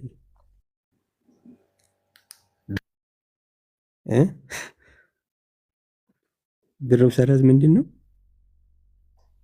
ድርብ ሰረዝ ምንድን ነው? አንዱ ሐሳብ በድርብ ሰረዝ ማብራሪያ ነው ማለት ነው አይደል? አይደለም። ከቆመ ቀጥሎ ድርብ ሰረዝ ነው። ሁለተኛው ሐሳብ ደግሞ ይቀጥላል። ከቆመ ነው እያልኩ ያልኩ። አሁን ይኸውልህ እዚህ ጋር እኮ ዘለህ እያነበብክ ስለሆነ ነው። እግዚአብሔርም ሰውን በመልኩ ፈጠረ፣ ወንድና ሴት አድርጎ ፈጠራቸው አልክ። መሀል ላይ ግን በእግዚአብሔር መልክ ፈጠረው የሚል ቃል አለ። ስለዚህ አትሊስት ኦርደሩን እንኳን ጠብቀን ብናነብ እኮ ግልጽ ነው። ጠይቅና አቆማለሁ አንተ ጋር። ድርብ ሰረዝ ምንድን ነው ትርጉሙ? ወደ ገደለው እንሂድ። እሱን ተወው። ገደለው አይደለም ክፍሉ ላይ አንተ ነህ ድርብ ሰረዝ አንስተህ ነበር። እኔ ልንገርህ ካላወቅህ ድርብ ሰረዝ ያነሳሁልህ ከማሰሪያ አንቀጽ ከ4 ነጥቡ በፊት የተለያዩ 2 ሐሳቦችን ወይም 3 ሐሳቦችን ፓራራሊ ይዘንበት የምንሄደው ነው። አንዱ እንደ ነጠላ ሰረዝ አይደለም የምንጠቀመው። አይደለም ነጠላ ሰረዝ የተለያዩ ናቸው። ድርብ ሰረዝ ግን መሰለኝ፣ በደንብ ስማኝ። የድርብ ሰረዝን ትርጉም ልንገርህ። በዚህ አይነት እግዚአብሔር ሰውን በራሱ መልክ ፈጠረው። ድርብ ሰረዝ ይህንን የሚያብራራ በእግዚአብሔር መልክ ፈጠረው። ይህንኑ ነው የሚያብራራው። ወንድና ሴት አድርጎ ፈጠራቸው። ይህንኑ ነው የሚያብራራው። ምን ማለት ነው? እግዚአብሔር ሰውን በአንድ አረፍተ ነገር ስንጨርሰው እግዚአብሔር ሰውን በመልኩ ፈጠረው ማለት ነው። ምን ማለት ነው? ወንድና ሴት አድርጎ ፈጠረው። ሲፈጥረው ወንድና ሴት አድርጎ ነው የፈጠረው። ሌላ ሰው አይደለም። ሁለተኛ አረፍተ ነገር አይደለም የሚናገር። አንድን አረፍተ ነገር የሚያሳይ ሀሳብ ነው። ድርብ ሰረዝ መሆኑ የኋለኛውን አረፍተ ነገር ሁለተኛው አረፍተ ነገር፣ የሁለተኛው ነገር ሶስተኛው አረፍተ ነገር ያብራራዋል ማለት እንጂ አንተ እንዳልከው በአራት ነጥብ የተዘጋ አይደለም። ስለ ድርብ በአራት ነጥብ የተዘጋ አይደለም። ይሄማ በቃ ይሄማ አረፍተ ነገር ቋንቋችንንማ ተው እንጂ ብራዘር። እና አትሊስት ቢያንስ ይሄን ቅደም ተከተል እንኳን እኔ በቃ ጨርሻለሁ። ይሄን ቅደም ተከተል እንኳን ተከትለህ እኮ ማንበብ ይቀል ነበር። አነበብኩ እኮ ቅደም ተከተል። ይኸውልህ እያነበብኩ ነው። በቅደም ተከተል አነበብኩልህ በተከታታይ ማለት ነው። እሺ ድርብ ሰረዝ እያደረገ ነው። ድርብ ሰረዝ ማለት የመጀመሪያውን አረፍተ ነገር ሁለተኛው አረፍተ ነገር ያብራራዋል። ሁለተኛው ሶስተኛ አረፍተ ነገር አብራርቶ ይዘጋዋል። በአንድ አረፍተ ነገር ሲጠራ እግዚአብሔር ወንድና ሴት አድርጎ ፈጠራቸው ማለት ነው። አንድ አረፍተ ነገር ማለት ነው ብራዘር፣ በድርብ ሰረዝ ከተያያዘ። ስለዚህ አንተ እንዳልከው መጀመሪያው በመልኩ ሰውን ፈጠረ፣ ከዛ ቆይቶ ደግሞ ወንድና ሴት አድርጎ ፈጠራቸው ማለት አይደለም ትርጉም። ድርብ ሰረዝ ዓላማው የመጀመሪያውን አረፍተ ነገር ማብራራት። እንዲህ ይህን ትምህርት ቤት እኮ ተምረናል ወንድሜ፣ ይህንን እንዲህ አዲስማ አታርግብን። ለማንኛውም ምንም የሚያስኬድ አይደለም ብራዘር። ለማንኛውም ጨርሻለሁ። ተባረክ።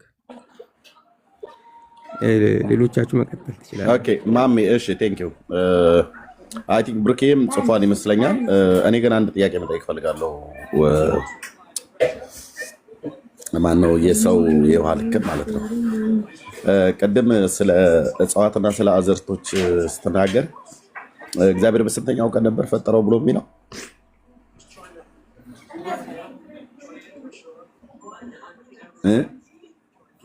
ፍሬ ያለበትን ዛፍ ሁሉ በየወገኑ ምድር ታውጣ ብሎ ሲል ስንተኛው ቀን ነበር ያለው? ሶሪ ቅርታ፣ ስለ ጉንፋን ይዞኛል አፍንጫዬ በጣም እንትን አለ። እየሰማኸኝ ነው አይደል ወዳጃችን? እየሰማሁ ነው። ስንተኛው ቀን ላይ ነበረ ጌታ እንደዛ ብሎ ያለው? ዛፉን ቡቃያውን ያለውን ታብቅል ሲል አይ ቲንክ ሶስተኛው ቀን ነው። እሺ ሆነ አልሆነም? መዛን ቀን ሆነ፣ ያ መልካም እንደሆነ አየ ይላል መጽሐፍ ቅዱስ። ስለዚህ በቅሏል ማለት ነው አይደል? ሆነ ማለት በቅሏል ማለት ነው አይደል? በዚህ ኮንቴክስት አዎ እኮ በምናወራው ኮንቴክስት እኮ ነው በቅሏል አይደል? በዚህ ኮንቴክስት እኮ የምልህ በዚህ በምዕራፍ አንድ አዎ አልኩ እኮ በቅሏል አይደል? በምዕራፍ አንድ ላይ ምዕራፍ አንድ ላይ ነው ያለሁት። በሶስተኛው ቀን ብሎ የሚለው ምዕራፍ አንድ ላይ ነው አይደል? አዎ ምዕራፍ አንድ ላይ ባለው ያለ ዝርዝር ሐሳብ በሶስተኛው ቀን ብሎ የሚለው ቃል ያለው ምዕራፍ አንድ ላይ ነው አይደል? አዎ ምዕራፍ አንድ ላይ ነው ያለው። ልክ ነህ። ኦኬ። ስለዚህ ሶስተኛው ቀን ምዕራፍ አንድ ላይ ባለው ሆኗል አይደል? በቅሏል አይደል? አዎ። የት ነው የበቀለው? በምድር ላይ ነው ወይስ በሰማይ ላይ ነበር ያበቀለው? ምዕራፍ 3 ምዕራፍ 3 የበቀለው ምዕራፍ 1 ቁጥር 12 ላይ ምዕራፍ 1 ቁጥር 12 ላይ እያለ ያለን ምድር ላይ እንደበቀለ ነው እየነገረን ያለው። ምድር ላይ በቅሏል ማለት ነው። ፈጠን አድርገው። በዚህ ኮንቴክስት እኮ አልኩህ ኤርሚ። በዚህ ኮንቴክስት አትበለኝ። ዘፍጥረት መጽሐፍ ምዕራፍ 1 ቁጥር 11 እና 12 ላይ ነው የማወራው። እንግዲህ ብሉይ ኪዳን ላይ ለማውራት ነው አይደል የገባው? ገብቶኛል። ዝርዝር ሀሳብ ደግሞ ምዕራፍ 2 ላይ ያለው በሶስተኛው ቀን ብሎ የሚለው ቃል ያለው እዚህ ዘፍጥረት መጽሐፍ ምዕራፍ 1 ቁጥር 11 እና 12 ላይ ነው አይደል? ትክክል። ኦኬ። ይሁን ባለ የሚያፈራው ዛፍ ይሁን አለ፣ እንደዚሁም ሆነ ይላል አይደል? ቁጥር 12 ምድር ዘርን የሚሰጥ ሳርና ቡቃያን እንደወገኑ ዘሩንም ያለበትን ፍሬ የሚያፈራውን ዛፍ ሁሉ ወይ እንደወገኑ አበቀለች ይላል አይደል? ትክክል። በሶስተኛው ቀን አይሰማም? በቅሏል አይደል ይላል። አዎ። የበቀለው ምድር ላይ ነው ወይ ሰማይ ላይ ነው የበቀለው? አስቀድሞ ምድር ላይ ነው እንጂ ዘርን የምታበቅል ምድር ነች። ለምንድነው እንደዚህ ብዬ የምጠይቅህ? ሰውን አስቀድሞ ዘፍጥረት መጽሐፍ ምዕራፍ 2 ቁጥር 7 ላይ ከምድር አፈር ከመስራቱ በፊት መንፈሱን አስቀድሞ ፈጥሮታል እያላችሁ ብላችሁት የምትሉት አርቲ ቡርቲ ትምህርት ስላለን ይሄን የምጠይቅህ አብሬ ማለት ነው። ምክንያቱም ሰውን ዘፍጥረት መጽሐፍ ምዕራፍ 2 ቁጥር 7 ላይ ከምድር አፈር አበጀው የሕይወትንም እስትንፋስ በአፍንጫው አለበት ሰውም ሕያው ነፍስ ያለው ሆነ ብሎ የሚለውን እሱ እዛ ጋ የተፈጠረው ቦዲው ነው። መንፈሱን ግን አስቀድሞ ፈጥሮታልና ከዘላለም ነበረ እያላችሁ ነው የምትሉት። ኤግዚስት ያደርግ ነበረ ብሎ ቅድም ሜላ ጠየቀ። አያደርግም ማነው ያደርጋልም አላላችሁም?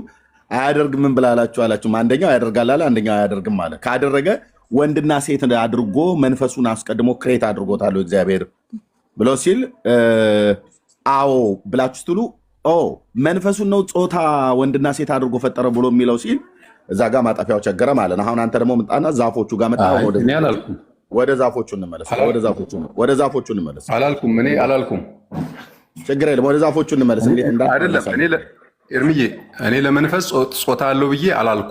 እሺ በቃ አሁን ዛፎቹ የበቀሉት የቱ ጋር ነው? ዘፍጥረት መጽሐፍ ምዕራፍ 1 ቁጥር 11 እና 12 ቦታውን ስፔሲፊክ አይናገርም። ኦኬ ግን በምድር ሁሉ ምድር ዘርን የሚሰጥ ይላልና ምድር ይላል። የትኛው ምድር ላይ ነው?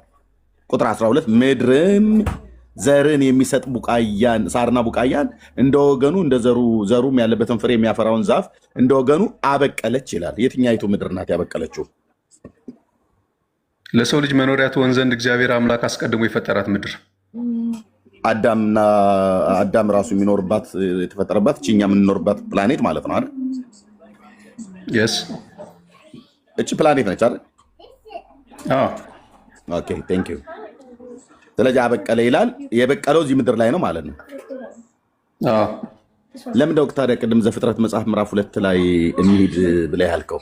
እንሂድ ቁጥር 5 ዘፍጥረት መጽሐፍ ምዕራፍ 2 የሜዳ ቁጥቋጦ ሁሉ በምድር ላይ ገና አልነበረም ይላል።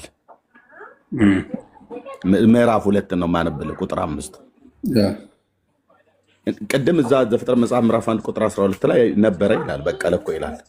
እዚህ ደግሞ አልነበረም። የሜዳን ቡቃያ ሁሉ ገና አልበቀለም ነበር ይላል። ቅድም በቅሏል ብለኸኛል።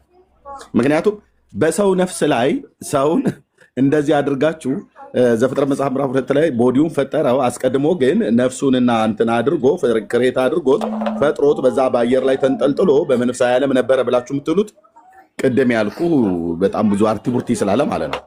አሁን ይኸው እዚህ ዘፍጥረት መጽሐፍ ምዕራፍ 2 ቁጥር 5 ላይ የሜዳ ቁጥቋጦ ሁሉ በምድር ላይ ገና አልነበረም፣ የሜዳን ቡቃያ ሁሉ ገና አልበቀለም ነበር ይላል። ዘፍጥረት መጽሐፍ ምዕራፍ 1 ቁጥር 12 ላይ በቀለ ብሎናል። እዚህ ደግሞ አልበቀለም እያለን ነው። ታሳርቅልኛለህ አንተ ማለት ነው። ምክንያቱም ሰውንም እንደዚህ ስለምትሉ መንፈሱን አስቀድሞ ፈጠረው ከዛ ስጋውን በኋላ መጣው እያላችሁ ቃለ እግዚአብሔር የማይለውን ስለምትሉ ማለት ነው። እሺ ከዛስ እግዚአብሔር አምላክም በምድርም ላይ አላዘነበም ነበረና ምድርም የሚሰራባት ሰው አልነበረም። ቁጥር 6 ነገር ግን ጉም ከምድር ተወጣ ነበር፣ የምድርን ሁሉ ፊት ታጠጣ ነበር ይላል። ልብ በል ዘፍጥረት መጽሐፍ ምዕራፍ 1 ላይ በቀሉ ይላል። በቀለ ይላል። ምድር በየወገኑ የሚያፈራውን ዛፍ አበቀለች ብሏል። አዎ ብለሃል። ይሄ ታዲያ እዚህ ደግሞ አልበቀለም ይላል። እስኪ ሁለቱን አስታርቀልኝና ዘፍጥረት መጽሐፍ ምዕራፍ 1 ቁጥር 26 እና ዘፍጥረት መጽሐፍ ምዕራፍ 2 ቁጥር 7ን የምትሞነጫጭሩትን ነገር እዚህ ላይ ታየዋለህ ማለት ነው። ዛፎቹ አስቀድሞ ተፈጥረዋል አይደል ምድር ላይ ብለኸኛል። በዛ ኮንቴክስት ብያለሁ ኤርሚ። በምዕራፍ 1 ኮንቴክስት ተፈጥረዋል።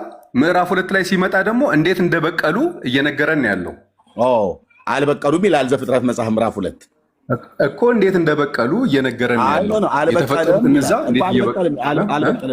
አልበቀለም ይላል። አልነበረም ገና በምድር ላይ ገና አልነበረም ይላል። የሜዳው ቁጥቋጦ ሁሉ በምድር ላይ ገና አልነበረም ይላል። አንተ በዘፍጥረት መጽሐፍ ምዕራፍ 1 ቁጥር 11 እና 12 መሰረት ምድር አብቅላለች፣ ታብቅላለ፣ አበቀለ፣ እንደዚሁም ሆነ ይላል። እዚህ ደግሞ ምዕራፍ 2 ቁጥር 5 ላይ ደግሞ ገና አልበቀለም ይላል። ምክንያቱስ የሜዳን ቡቃያ ሁሉ ገና አልበቀለም ነበር ይላል። ምክንያቱ ዝናብ ስላልዘነበ። ቆይ ስለዚህ ዛፎቹን ስንት ጊዜ ነው ጌታ የፈጠራቸው? የምድር ሐመልማላትን ስንት ጊዜ ነው የፈጠረው? አንድ ጊዜ። ፍጥረቱን ሁሉ የፈጠረው ከአንድ ቀን እስከ 6ኛው ቀን ባለው።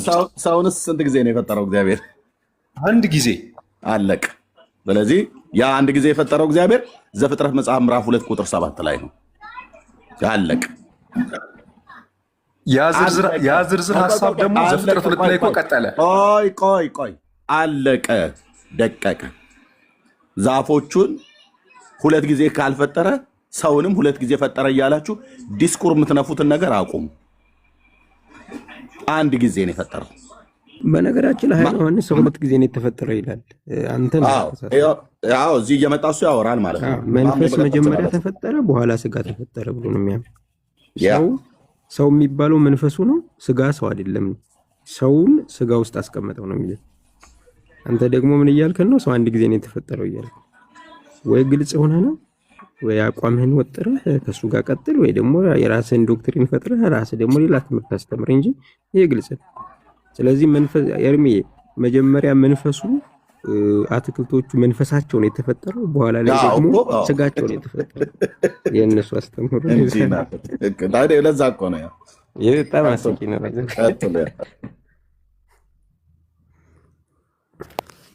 ባይ ዘ ወይ ይሄኛው ልጅ አስተካክሎ ነው የሚመጣው። ከዮሐንስ እያንዳንዷ ነገር ላይ እያስተካከለ ነው የሚያወራው። ይሰማል አይደል ማሚዬ?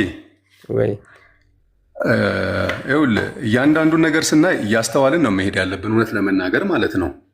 ሰው የተፈጠረው 1 ጊዜ ነው፣ 2 ጊዜ 3 ጊዜ ፍጥረት የለም።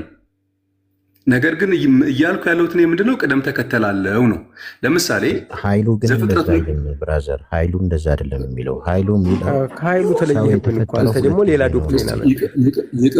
ይቅርታ መሐመድን እያናገርኩት ነው። እኛ ስቴፕ የለም አላልንም ብራዘር። ስለ ስቴፕ እናውቃለን እኛ፣ ግን ሰው የተባለው መንፈሱ ነው ብለን ግን አናምን። ለምሳሌ እግዚአብሔር ከምድር አፈር አበጀው እፍ አለበት። እንግዲህ በእግዚአብሔር ፍጥነት ምን ያህል እንደሆነ ባናቅም፣ ግን እግዚአብሔር እፍ ብሎበታል፣ ስጋ አበጅቶታል። ቅደም ተከተሉ ነግሮናል እንዴት እንደተከናወነ። እኛ እኮ ስለ ቅደም ተከተል ተቃውሞ የለን። አሁን እኛ እየተቃወምን እዚህ ቅደም ተከተል ላይ ነው። ቆይ እኛ እየተቃወምን ያለ ነው መንፈሱ መጀመሪያ ተፈጥሯል፣ እሱ ሰው ነው፣ ሰው መንፈስ ነው። ከዛ ደግሞ ስጋ የሚባል መጣና ስጋ ውስጥ አደረ የሚሉትን ትምህርት ነው። እኛ ነፍስ ነበረ፣ ነፍስ በሰው ውስጥ ተደረገች። ስለዚህ ሰው የሚባለው ነፍስ መንፈስ ያለው ስጋ ያለውን ይህን ሁለንተናውን ሰው ብለን እንጠራለን። ያንተ ትምህርት ደግሞ መንፈስ የሚባል ሰው ተፈጠረ፣ ምክንያቱም ዘፍጥረት ምዕራፍ 1 በመልኩ ሰውን ፈጠረ ሲባል ሰው የተባለው መንፈሱ ነው እያልክ ሌላ ትምህርት ነው የዮሐንስ። አንተ ደግሞ ወደ እኛ መጥተህ ስቴፕ ነው የምትነግረን። ስቴፕማ ተስማምተናል። ምን ሆነ ነው አንተ ወይ ኃይሉ ዮሐንስ ነው የራስህ ነው? እኔ ኃይሉ ዮሐንስንም አይደለሁም። ትምህርቱ ተመችቶኛል። አሁን እሱን አልክድም። ትምህርቱን እኮ እየካርከው ነው አንተ። እየካርክ ነው ማምዬ። ስቴፕ ያልከኝ ነገር እኮ አሁን እኮ ተግባባን። እያልኩ ያለሁት ቅደም ተከተል አለው እያልኩ የነበረው አንዱ እሱ ነው።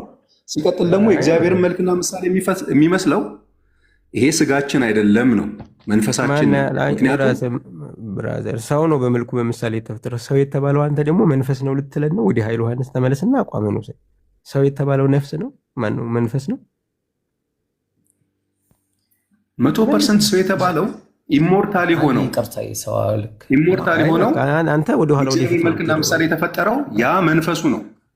መንፈሱ የሚባል ሰው የለም። ሰው የውሃ ልክና መሐመድን አንድ ጥያቄ መጠየቅ ስለፈለግኩ ነው። እና በእግዚአብሔር መልክና ምሳሌ የተፈጠረው ምንድን ነው ብለህ ነው አንተ የምታምነው?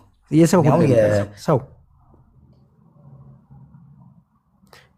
እንደዚህ ብሎ የእግዚአብሔር ፕሮቴስታንትም አታስተምርም እንደዛ ብላ። ኧረ እባክህ ፕሮቴስታንት አድምጥ።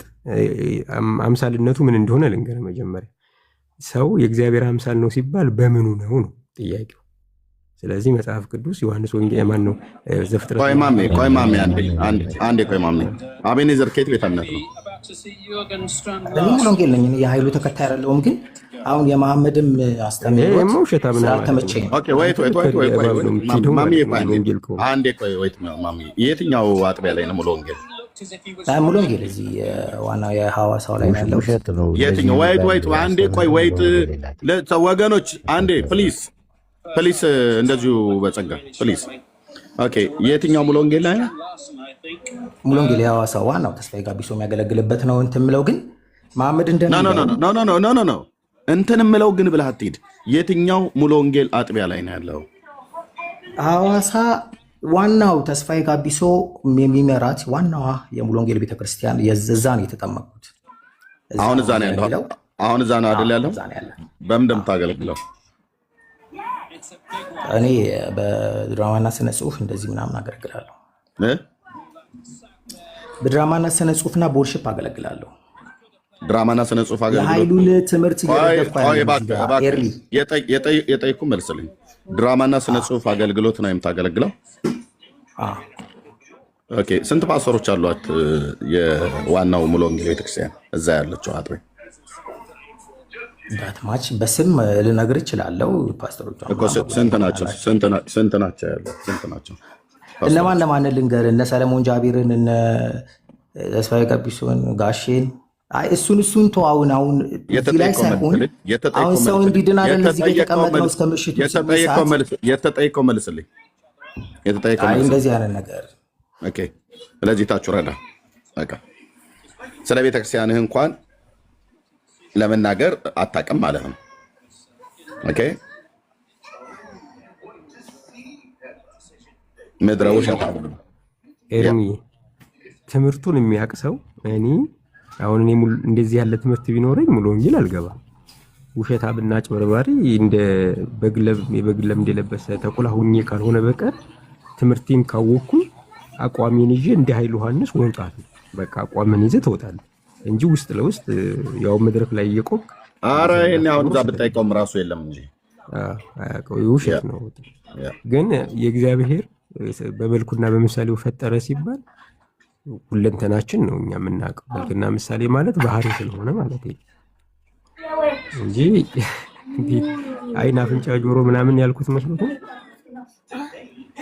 ስለዚህ ባካችሁ አቋም ያዙ፣ ወይ የኃይሉን ያዙ፣ ወይ የራሳችሁን ያዙ፣ ወይ ምናምን እንጂ ባህል ላይ አትሁ። ይሄ ሊትራሊ ያጋንንት ትምህርት ነው። ስንቱ ሰው ህይወቱን ያጣበት ማለት ነው። ባይዘው በጣም ብዙ አገልጋዮች ባክ አድርገው ህይወታቸው የተበላሸበት ትምህርት ነው። በጣም የታሉ ከሱ ጋር የነበሩ ሰዎች እኮ አንተ በስጋ እኮ በህይወት ይኖሩ እንኳን አይኖሩ እኮ አይታወቁም። የታሉ እነ በረከት የታለ በሉት ሲያይሉ ዮሐንስን ህይወታቸው ምስቅልቅል ነው ያለው። ኃይሉ ዮሐንስን በረከት የሚባለው ሰውዬ ቴሌቪዥን ላይ አብሮት ቀርቦ ሲያወራ የነበረ የት ነው ያለው በሉት። ኦኬ። እና ኃይል የሚባሉት የት ነው ያሉት? የት ነው ያለው በለው። የት ነው ያሉት? አሁን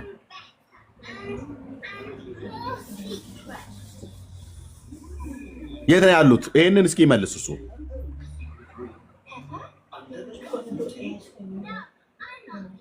እሱ ብቻ ነው እንደ ጭላዳ ዝንጀሮ የቀረው ከዋናዎቹ ማለት ነው። አሁን ፍልፋዮቹም በየሰፈሩ የፈለፈላቸው አሉ እንጂ። ስለዚህ የጽድቁን ቃል የሆነ ፊሊት እንነፋባቸዋለን እላያችሁ ላይ ማለት ነው። በፍጹም ይህንን እንክርዳድ ትምህርት ይዛችሁ በእርግጥ ቸርች ውስጥም አይቀመጡም፣ ካሉም ኦፊሻሊ አይናገሩም። ያውቃል የእግዚአብሔር ሕዝብ ማለት ነው። የክርስቶስ ቤተክርስቲያን ያውቃሉ ይህን ትምህርት የእኛ ወንጌላውያን አማኞች ውስጥ ተወሽቀ እስክንደርስበት ድረስ ማለት ነው። ሚዲያም ላይ እስክናገኛቸው ድረስ እኔና ኢዮስያስ፣ ናቲ፣ ኢዩኤል ነን ሶስታችንን ጠርገን ከሶሻል ሚዲያ ታሪክ ውስጥ ኃይሉ ዮሐንስን አሳያቸዋለሁ ምን አይነት ሪያክሽን እንዳሳየ ያኔ ፌስቡክ ላይ ስንቀጠቅጣቸው ማለት ነው። በጥይት የተመታ ድኩ ላይ መስል ጭብጥ ብሎ ፎቶ አይቶ እንዴት ውስጣችን እንደራራለት። እኛ እንደዛ እንዲሆን አይደለም ትምህርቱ እንጂ ሰውየውን አይደለም። እኛ ምንድነው አታክ የምናደርገው?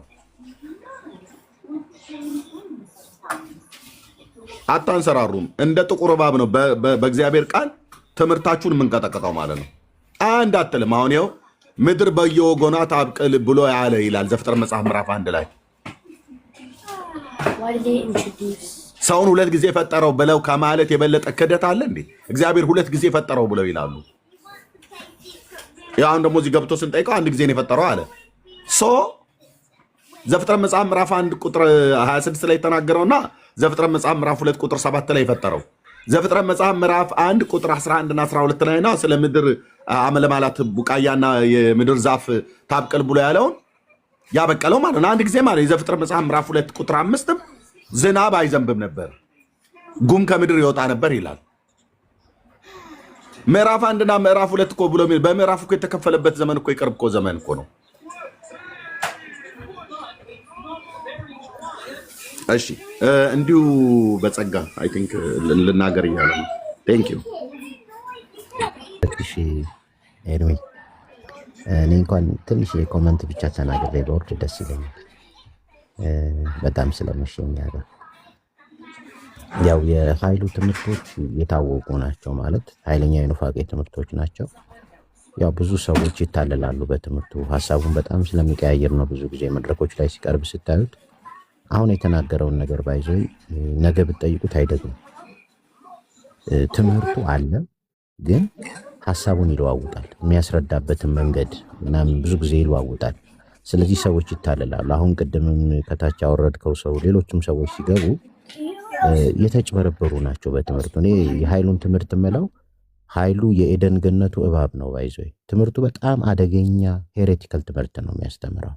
እንዲሁ ዝም ብሎ ይሄ ይበቃል አይደል እውቀት ብቻ የምትሉት አይደለም፣ መርዛማ የሆነ ትምህርት ነው ባይዞ። አሁን ወንድማችን ምሳሌ የሰው ሀለቅ ሲጠየቅ አይመልስም። ትክክለኛውን ማለት እንደ እግዚአብሔር ቃል የሆነውን ነገር እንደ ቃሉ ማለት ነው። በቃ አሁን ኃይሉን ባይዞ የራሱ የሆነ የተጨበጠ ትምህርት የለውም። ትምህርቱ የተመታ ነው። የነ ኬነት ኮፕላንድ ትምህርት ነው።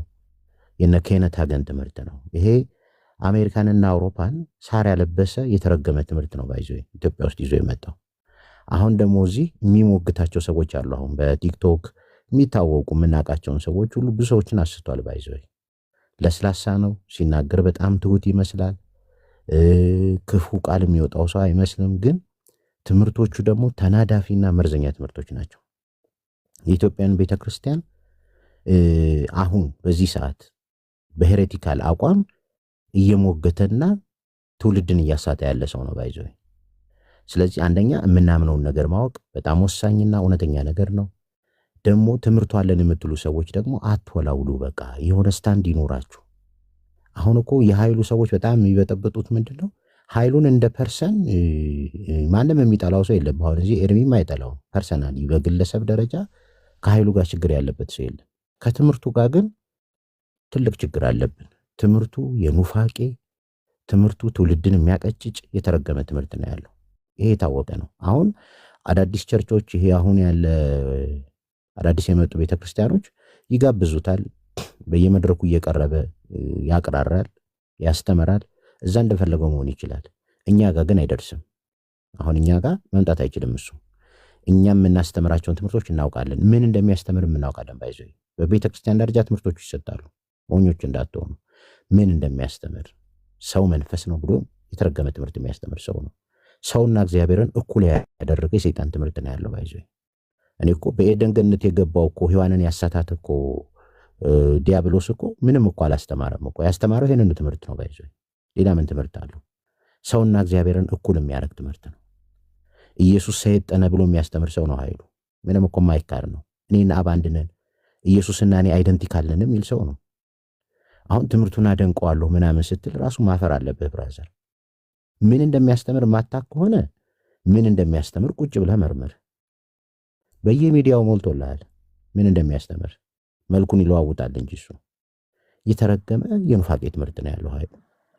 አሁን ትምህርቱን አደንቀዋለሁ እሱን አደንቀዋለሁ ምናምን የምትሉ ሰዎች እሱ ፔጅ ጋር ሄዳችሁ መንጫጫት ነው ያለባችሁ።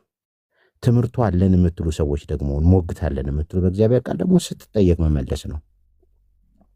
እግዚአብሔር በመጀመሪያ የፈጠረው ማንን ነው ስትባል እግዚአብሔር የፈጠረው መንፈሱን ነው ትላለህ። መጽሐፉ ግን የሚለው ሰውን በመልካችን ነው የሚለው፣ ሰውን ነው የሚለው እንጂ መንፈስን አይልም ካሉ ከየት አምጥተህ ነው የምታስተምረው?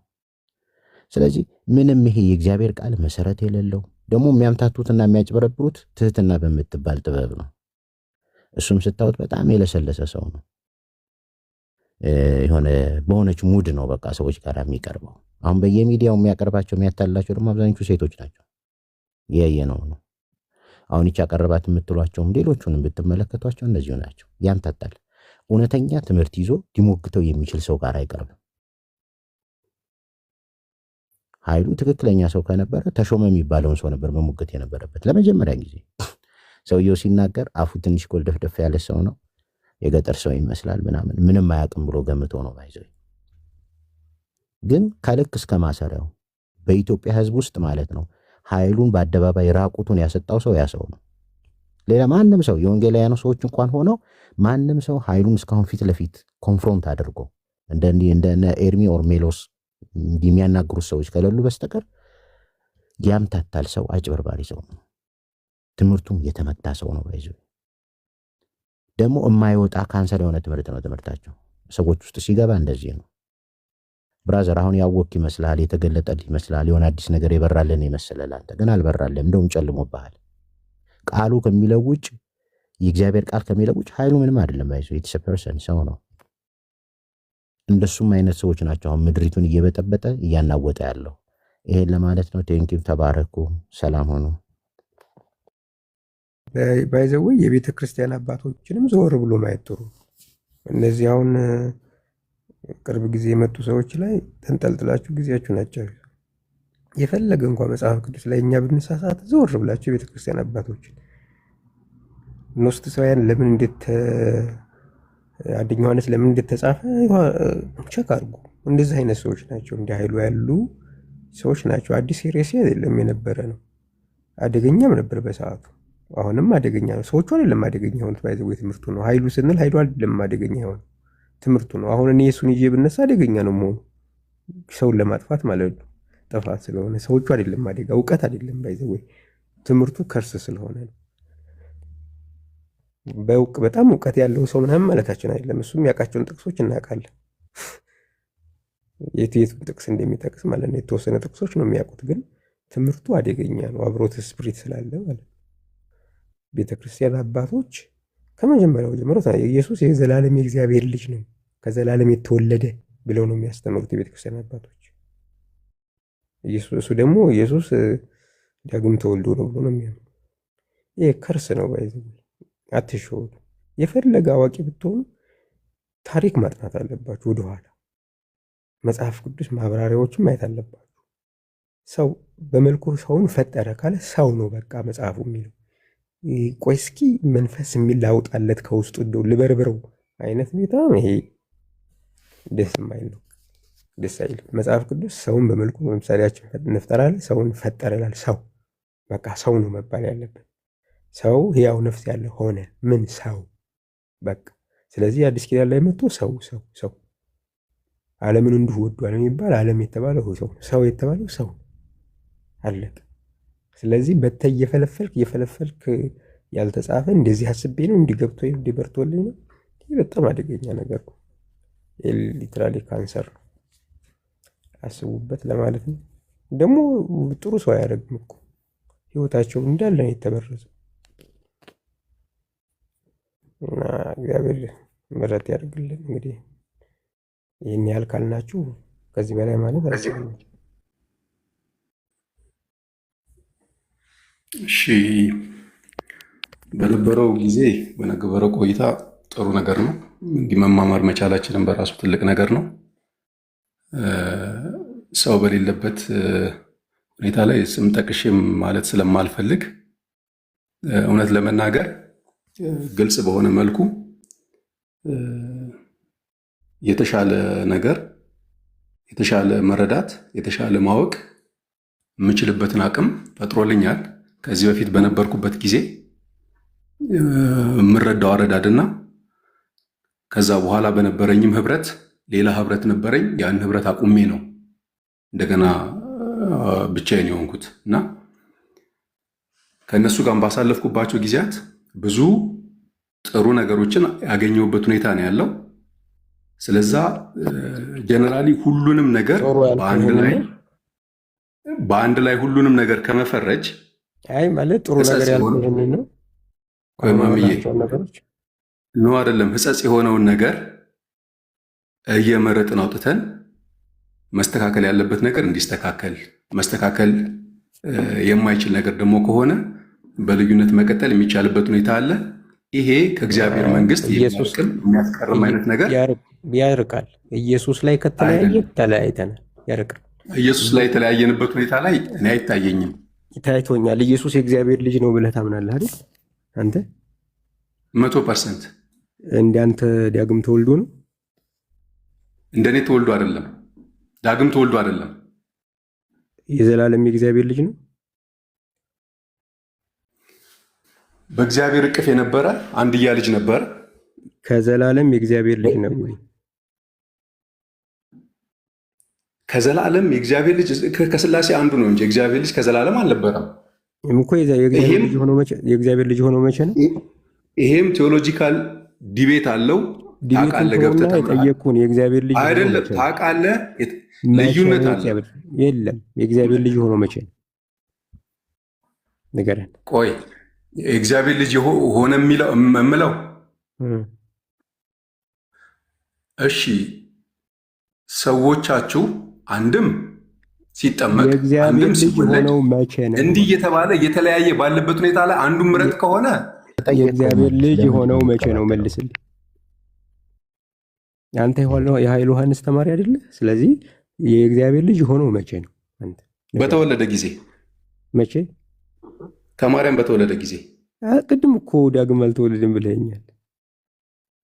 ዳግም መወለድ እኮ ማለት ኒው ቦርን ነው። መጀመሪያማ እግዚአብሔር ነበረ። እንዴት ነው ድጋሚ የሚወለድ? ከማርያም ተወልዶ የእግዚአብሔር ልጅ የሚሆንበት ምክንያት ምንድን ነው? ዳግም ውልደት የለውም። የመጀመሪያ ውልደቱ ነው እኮ። ከማርያም መወለዱ የእግዚአብሔር ልጅ ያስባለው ምኑ ነው ታዲያ? እነሆ ድንግል ትጸንሳለች፣ ወንድ ልጅ ትወልዳለች፣ ስሙንም አማኑኤል ይሉታል የሚል ትንቢት የተነገረለት ነው። ለእሷም ሲነግራት ደግሞ እኔ ጠየቁን፣ ስማኝ፣ እኔ ጠየቁን። ለእሷም ሲነግራት የልዑል የእግዚአብሔር ልጅ ይባላል አላት እኮ መልአኩ እኮ። የእግዚአብሔር ልጅ ሆኖ በምን አይነት ነው ማለት ነው? እንግዲህ ከሴት የተወለደ ሰው የእሷ ልጅ ነው መባል ያለበት። የእግዚአብሔር ልጅ ለምን ተባለ? ምክንያቱ የተገኘው ከእግዚአብሔር ነው። የመጣው ከእግዚአብሔር ነው። ከእግዚአብሔር መጥቷል እሱ። አዎ ከእግዚአብሔር ዘንድ የነበረ የእግዚአብሔር ቃል አልነበረ እንዴ? ራሱ እግዚአብሔር የነበረ ከእግዚአብሔር ከሆነ ስለዚህ የእግዚአብሔር ልጅ ለምን ተባለ ነው ጥያቄ። የእግዚአብሔር ራሱ ከሆነ የእግዚአብሔር ልጅ የተባለበት ምክንያት ምንድን ነው ነው ጥያቄ። የእግዚአብሔር ልጅ የሆነው እኮ ሰው ስለሆነ ነው እንዴ? ማርያም ሰው ከሆነማ የማርያም ልጅ ነው እንጂ የእግዚአብሔር ልጅ እንዴት ይሆናል? አባቱ እግዚአብሔር ነው፣ አስገኘው እግዚአብሔር ነው እኮ። እኔንም አስገኝቶኛል እኮ። ታዲያ አንተም በመፍጠር ነው ያገኘ። ኢየሱስ የተወለደ እንጂ የተፈጠረ አይደለም። ሰውነቱ ፍጡር አይደለም። ቤት በኩል የተወለደ ከዘላለም የነበረ ነው ሰውነቱ።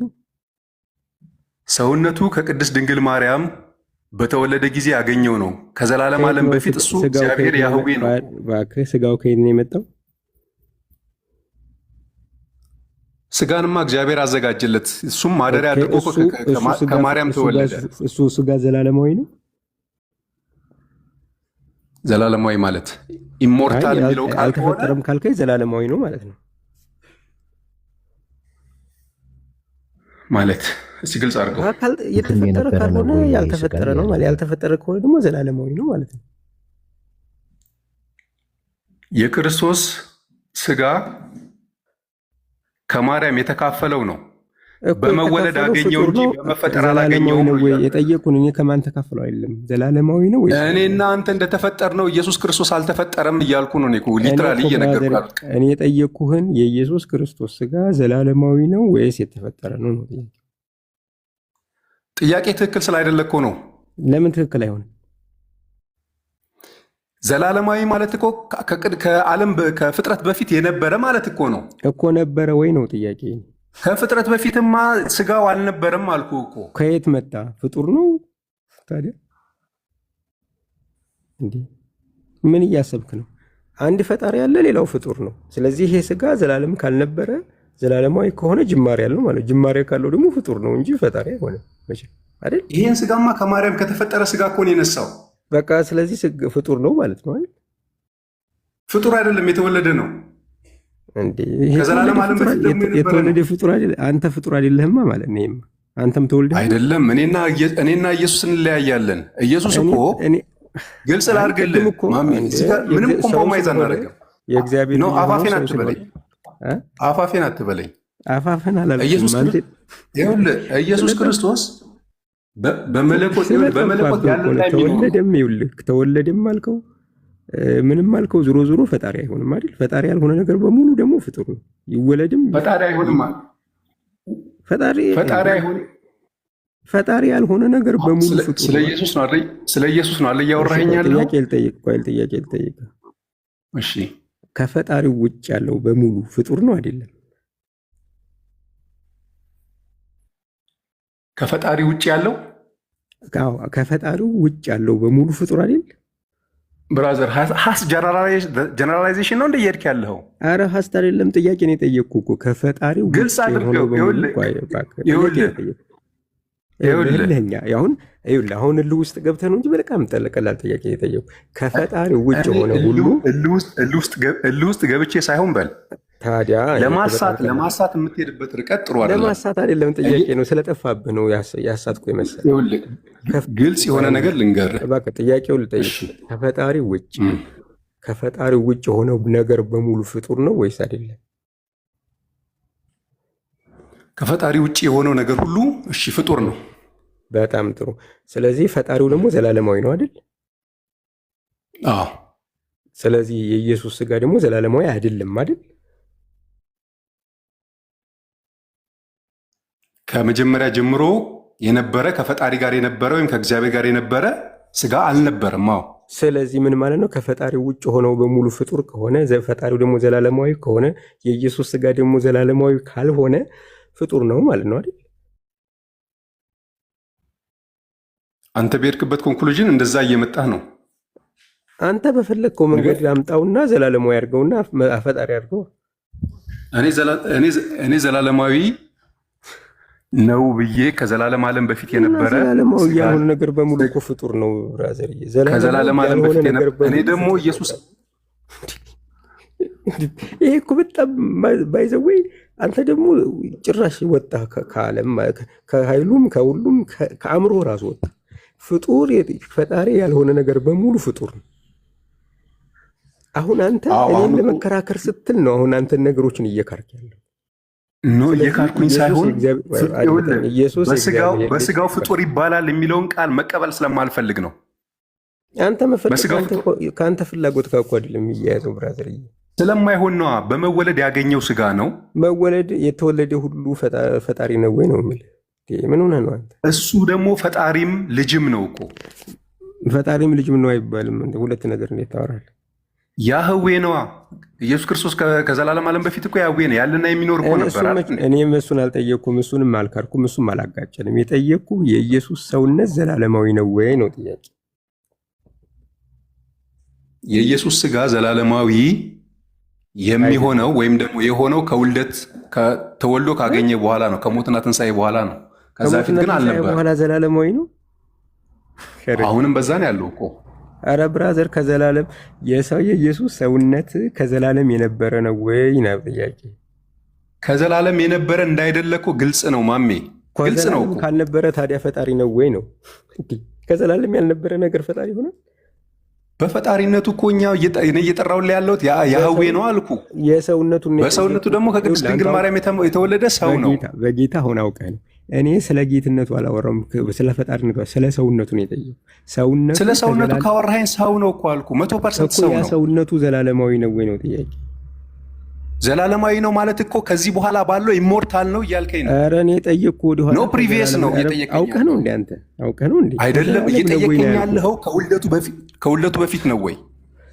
ኧረ ብራዘርዬ በጣም ቀላል እኮ ነው። ከዘላለም የነበረ ነው ወይ ነው እኮ እየጠየቀኝ። ከዘላለም የነበረ ነው ወይ የሚለውን ነገር ደግሞ እኔ እየነገርኩ ያለሁት ከዘላለም በፊት የነበረ ሳይሆን ከቅድስት ድንግል ማርያም ያገኘው ነው አልኩ እኮ። ከድንግል ማርያም ያገኘው ነገር ፈጣሪ ነው ወይ ነው? ዋቴቨር ኢት ኢዝ አንተ የፈለግከውን በለው። እኔ እሱን ሰው ነው የሚባል ነገር ይለመልስ እንጂ ሰው ከሆነ እኔ ሰው ነው ፍጡር ነው አይደለም የምልህ። እኔ ኢየሱስ የተፈጠረ እንደሆነ አላውቅም። የተወለደ እንጂ ገባኝ። ኢየሱስ የተወለደ እንጂ የተፈጠረ እንዳይደለ ነው ማምነው አልኩ። ምንድን ነው የሚያወራው? ከድንግል ማርያም የተወሰደ ስጋ አይደለ ብራዘር? ኢየሱስ የሚባለው የእግዚአብሔር ልጅ የተወለደ ነው። ፕሊስ ማሜ፣ እኔ ያልተወለደ ነው መቻልኩኝ። እኔ ያልተወለደ ነው ብዬ በቃ እንደተፈጠረ አላውቅም። እንደተወለደ ነው የማውቀው። የተወለደው ፈጣሪ ነው ፍጡር ነው? ይኸውልህ ሰው እኮ ሲፈጠር አንድ ጊዜ ነው የተፈጠረው። እኔ የጠየቅኩህን መልስልኝ። ያ የተወለደው ፍጡር ነው ፈጣሪ ነው? ፍጡር አይደለም እኮ እያልኩ እኮ ነው። ፈጣሪ ነው። የተወለደ ሰው ነው። ፍጡር ፈጣሪ ነው። እሺ በፈጣሪነት እኮ ያህዌ ነው አልኩ። ኧረ እኔ ስለ ሰውነቱ ነው ያወራሁት። አውቁ እኮ ነው ባይዘው። ስለ ሰውነቱ ደግሞ እኮ ሰው ነው። ፍጡር አይደለም አልኩ። ሰውነቱ ፈጣሪ፣ በሰውነቱ ደግሞ ፈጣሪ አይደለም አልኩ እኮ ፍጡር ነው። እሺ ለምን አትረዳኝም? ፍጡር ነው። እሺ ፍጡር አይደለም እኮ አልኩ ማሜ። ኧረ ተው ግን አውቀህ ነው አይደል? እሺ ቆይ አንድ ጊዜ። አንተ አሁን ምን እያልከኝ ነው? ፍጡርም ፈጣሪም ያልሆነ ነገር አለ እያልከኝ ነው አይደል? ኢየሱስ ክርስቶስን ላይ ነው እያወራን ያለ ነው አይደል? እኔ በሰውነቱ ስለሌላ ነገር አለ በሰውነቱ አንድ የመጨረሻ ጊዜ ነው የምንጠይቀው። ኢየሱስ በሰውነቱ ኢየሱስ ሰውነት አምላክነቱ እንዲያታነው ያ ኢየሱስ ሰውነት ፍጡር ነው ፈጣሪ? በቃ እኮ ጨረስከው እኮ አንተ ራስህ። መለስኩ። ሰውነት ብለህ ፈጣሪነትን ለምን ታመጣለህ? ፍጡር ነው። እሺ የተወለደ ነው። ፍጡሩን ፈጣሪም አይደለም። ፍጡር አይደለም። ኢየሱስ ፈጣሪ ነው። ግልጽ አማርኛ ነው። ፈጣሪ ነው ማሜ። ወጋውልህ አንተንስ። አይ አውቀህ ነው እባክህ። በእውነት አይደለም። አንዱ መልስ ይልካ መጨረሻ ጊዜ ነው የምጠይቀው። እውነት ለመናገር ማለት ነው። ባይዘዌይ ማለት ነው። በእውነት ማሜ፣ በእውነት ሊትራሊ ትምህርቱ አእምሮን ወስዶታል። በደንብ ስማ። የመጨረሻ ጊዜ ነው የምነግርህ። የመጨረሻ ጊዜ አንድ ነገር ከፈጣሪ ወይ ፍጡር ነው የሚሆነው። ፈጣሪ ካለ ሌላው ነገር በሙሉ ፍጡር። አሁን አንተ እየተቸገርክ ያለው ምንድን ነው? እኔ ትምህርት እኮ ገብቶኛል፣ ንግግርህም ገብቶኛል። አይ አእምሮን ወስዶታል። አልወሰደውም፣ በእውነት አልወሰደውም። በቃ ጎበዝ። እሺ በቃ ይቅርብ። እሺ መልካም ጊዜ ይሆናል። ከዚህ በላይ አሜን። አይ የምሬ ነው ማሜ። ባይዘዌ አንዱ ከቤተ ክርስቲያን ውስጥ ተቀምጦ በእርግጥ የእግዚአብሔርን ቃል የማይሰማ የማይማር ትውልድ አለ። ግን አንዱ ከክርስቶስ ህብረት መራቅ የሚያመጣው ጣጣ ይሄ ነው። ይቅርታ ስለ ድምፄ። ከክርስቶስ ህብረት መራቅ አሁን አንተ ቅድም ምን አልከን? ባሌ ጎባ ነው ጊኒር መካነ ኢየሱስ ነበርክ። ከዛ ወጥተህ ወደ አማኑኤል ቤተክርስቲያን ሄድክ። ከመካነ ኢየሱስም ከአማኑኤልም ከክርስቶስ ቤተክርስቲያን ከሁለቱም ህብረት አታረግም፣ ወጣህ ማለት ነው። አሁን ብቻህን ቅድም እንዳልኩ እንደሚንከራተት ከዋክብት እየተንከራተትክ ነው ማለት ነው። ለተማርከውና ለምትናገረው ነገር ምንጭ ሪሶርስ ምንድነው ተብለህ ብትባል መጽሐፍ ቅዱስ ነው ለምትለው፣ መጽሐፍ ቅዱስን ግን የተረዳህበት የቅዱሳት መጽሐፍ ጤነኛ ትርጓሜን ተከትለህ አይደለም የተማርከው። እንዲህ አይነቱ አሁን የተንጣመመ የተንሸዋረረ እውቀት በምን ነበር ሊቀና የሚችለው? በእውነተኛ ትምህርት፣ በእውነተኛ አስተማሪዎች፣ በእውነተኛ ቤተክርስቲያን ነበር። አንተ ከእውነተኛ ቤተክርስቲያን ውስጥ ከመካነ ኢየሱስም ወጣህ። አንተ ከእውነተኛ ቤተክርስቲያን ከአማኑኤል ህብረትም ወጣህ። ኦኬ። ስለዚህ ብቻህን ያለ በብቻህ ላይ የቆምክ ሰው ነህ ማለት ነው።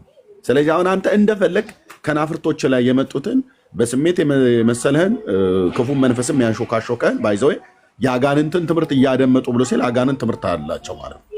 እና አሁን ይሄ ሆን ብሎ ልክ ነህ ናትዬ፣ የሰሞኑንም አጀንዳ ለማስቀየር ራሳቸው የፈጠሩት ነው። ግን እኛ ከኦርቶዶክስም ለሚመጣ የስተት ትምህርት እንደዚሁም ደግሞ እኛ መካከል ሳይሆን አሁን ይሄ እኛ መካከል አይደለም፣ ከእኛ ከወንጌላውያን አማኞች መካከል አይደለም፣ ራሱም ተናግሯል። ስለዚህ እንዲህ አይነት እንክርዳድ የሆነ ሰይጣናዊ የሆነ ትምህርት እንኳን አይደለም ለሌላ ሰው ልታስረዳው ቀርቶ አይደለም ለአንተም አልገባህም፣ ብራዘር አልገባህም ብቻ አይደለም ለዘላለምም አይገባህም። እንደነ በረከት የተባሉት የእነ ኃይለ ዮሐንስ ጓደኛ መጨረሻ ላይ ወይ አብደህ መቅረት ነው የመጨረሻ ፍጻሜ ማለት ነው። ያ ግን ሳይሆን ቀን ሳለ ንስሐ ግባና በእውነተኛ ቤተክርስቲያን ውስጥ ተመልሰህ ከቅዱሳን ጋር ህብረት አድርግ። የነበርክባት አማኑኤል ህብረት ቤተክርስቲያን ነበርኩ ብለህ ስላልክ እዛ ተመለስና ባለበት አጥቢያ በእውነተኛ ትምህርት በዚህ ጉዳይ ላይ ያለውን ነገረ ሰውንም ይሁን እንደዚሁም ነገረ ስላሴንም ይሁን ነገረ ክርስቶስንም ይሁን በትክክል ተማር። ንስሐ ግባና ተመለስ ብራዘር። ካልሆነ መነኛ አልኩ በዚህ እውቀት አንተ እንኳን ሌላውን ትውልድ አስረድተህ ወደዚህ መረዳት ልታመጣ ቀርቶ አይደለም አንተ እንኳን ራሱ የምትለው ራሱ እንኳን አልገባህም፣ አይገባህም። ይኸው ራሱ አሁን ቅድም በኃይሉ ዮሐንስ ትምህርት አላፍርበትም ብለህ ያልከው ሰውዬ በየወሩ አይደለም በየቀኑ ነው ሀሳቡን የሚለዋውጠው። ይሄ ደግሞ የሰይጣን አገልጋዮች ባህሪ ነው። የክርስቶስ አገልጋዮች ወጥ የሆነ ትምህርት ነው ያላቸው፣ ወጥ የሆነ አቋም ነው ያላቸው፣ ወጥ የሆነ መጽሐፍ ቅዱስ ነው ያለን፣ ወጥ የሆነ የመጽሐፍ ቅዱስ ጤነኛ ትርጓሜ ያለ ጤናማ የሚባል ትርጓሜ ያለ። ትርጓሜ ሁሉ ትክክል አይደለም፣ ይፈተሻል። በእግዚአብሔር ቃል እውነተኛ በሆነው በክርስቶስ ቃል ይፈተሻል ማለት ነው። መረዳትህ እኔ እንደበራልኝ ነው ምናምን ነገር ብለህ የምትለው ነገር አይደለም። እና ይሄን ነው የምንመክርህ። አሁን ነገረ ክርስቶስም ላይ ራሱ እንኳን ስትጠየቅ እንዴት አይነት የተሙለጨለጨ ሀሳብ ማለት ነው። ለዚህ ነው በቃ እንደዚሁ በዘመንህን በከንቱ እንዳጨርስ እንነግርሃለን ማለት ነው። አማኑኤል ነበርኩ ብለህ ስላልክ ወደ ቤተክርስቲያን እንድትመለስና በእውነተኛ በክርስቶስ ቤተክርስቲያን በሆነችዋ በአማኑኤል እዛ በትክክል እንድትማር በዚህ ትምህርት ጉዳይ። ኦኬ። የክርስቶስ ቤተክርስቲያን አንቅራ የጠፋችው ትምህርት ነው ብራዘር። የትኛውም ቦታ ላይ ተቀባይነት የሌለው የትኛውም ቦታ ላይ ኦኬ። በዚህ እንደው ለመታወቅ ፈልገህ ከሆነ ይሄው እዚህ እኔ ቤት መተህ ታውቀሃል ማለት ነው። መታወቁ ደግሞ ምን ያደርግልሃል? ህይወትን የሚያጠፋ ከዘላለም ህይወት አያጎልም ያልከው ነገረ ክርስቶስን የሚያክል የተበከለ እንደዚህ አይነት እንክርዳድ ትምህርት ይዘህ የዘላለምን ህይወት ራሱ አታገኝም። አንተ ከክርስቶስ ቤተክርስቲያን አካል ራስን ቆርጠህ አውጥተሃል። አንተም ይሁን ሌሎች መሰሎችን የምንመክራችሁ ወደ ክርስቶስ ቤተክርስቲያን ተመለሱ፣ ወደ እውነተኛው ትምህርት ተመለሱ። ኦኬ። እውነተኛው ትምህርት በእውነተኛዋ በሆነች በክርስቶስ ቤተክርስቲያን ውስጥ አለ ማለት ነው። ይሄን ነው የምንተውላችሁ ማለት ነው። እና ብዙ ሰዓት ወሰድኩ፣ ይቅርታ። ችግር የለውም። ባይዘወይ የበራላቸው መስሏቸው ከሆነ እኛ ከብዙ ጊዜ በፊት ነው ይሄን ትምህርት የምናውቀው። ባይዘወይ ትምህርቱ በደንብ ይታወቃል፣ ከድሮ የነበረ እነሱ አዲስ እየተገለጠላቸውና የኛ ያልገባን መስሏቸው ኃይለ ዮሐንስን የሚያስተምረውን እኔ 40-50 ደቂቃ አስተምራለሁ እዚህ ምን እንደሚል ከየት እንዲያመጣው ባይዘው ንግግሮቹ፣ ቃላቶቹ፣ አረፍተ ነገሮቹ ሳይቀር ከማን የተኮረጁ በደንብ ነው የምናውቀው፣ ከስር ከመሰረቱ ማለት ነው ትምህርቱ። እሱ የመጀመሪያ ጊዜ ሰምቶት ሊሆን ይችላል። እኛ በደንብ ትምህርቱን እናውቀዋለን እና በርቶላችሁ እንዳይመስላችሁ ለማለት ነው። ያንሚ ተባረክ። ቴንክ ዩ ማሜ፣ ተባረክ። ጸጋ ይብዛልህ። ዳንኤል አይ ቲንክ ዳኒ የምትለው አለ?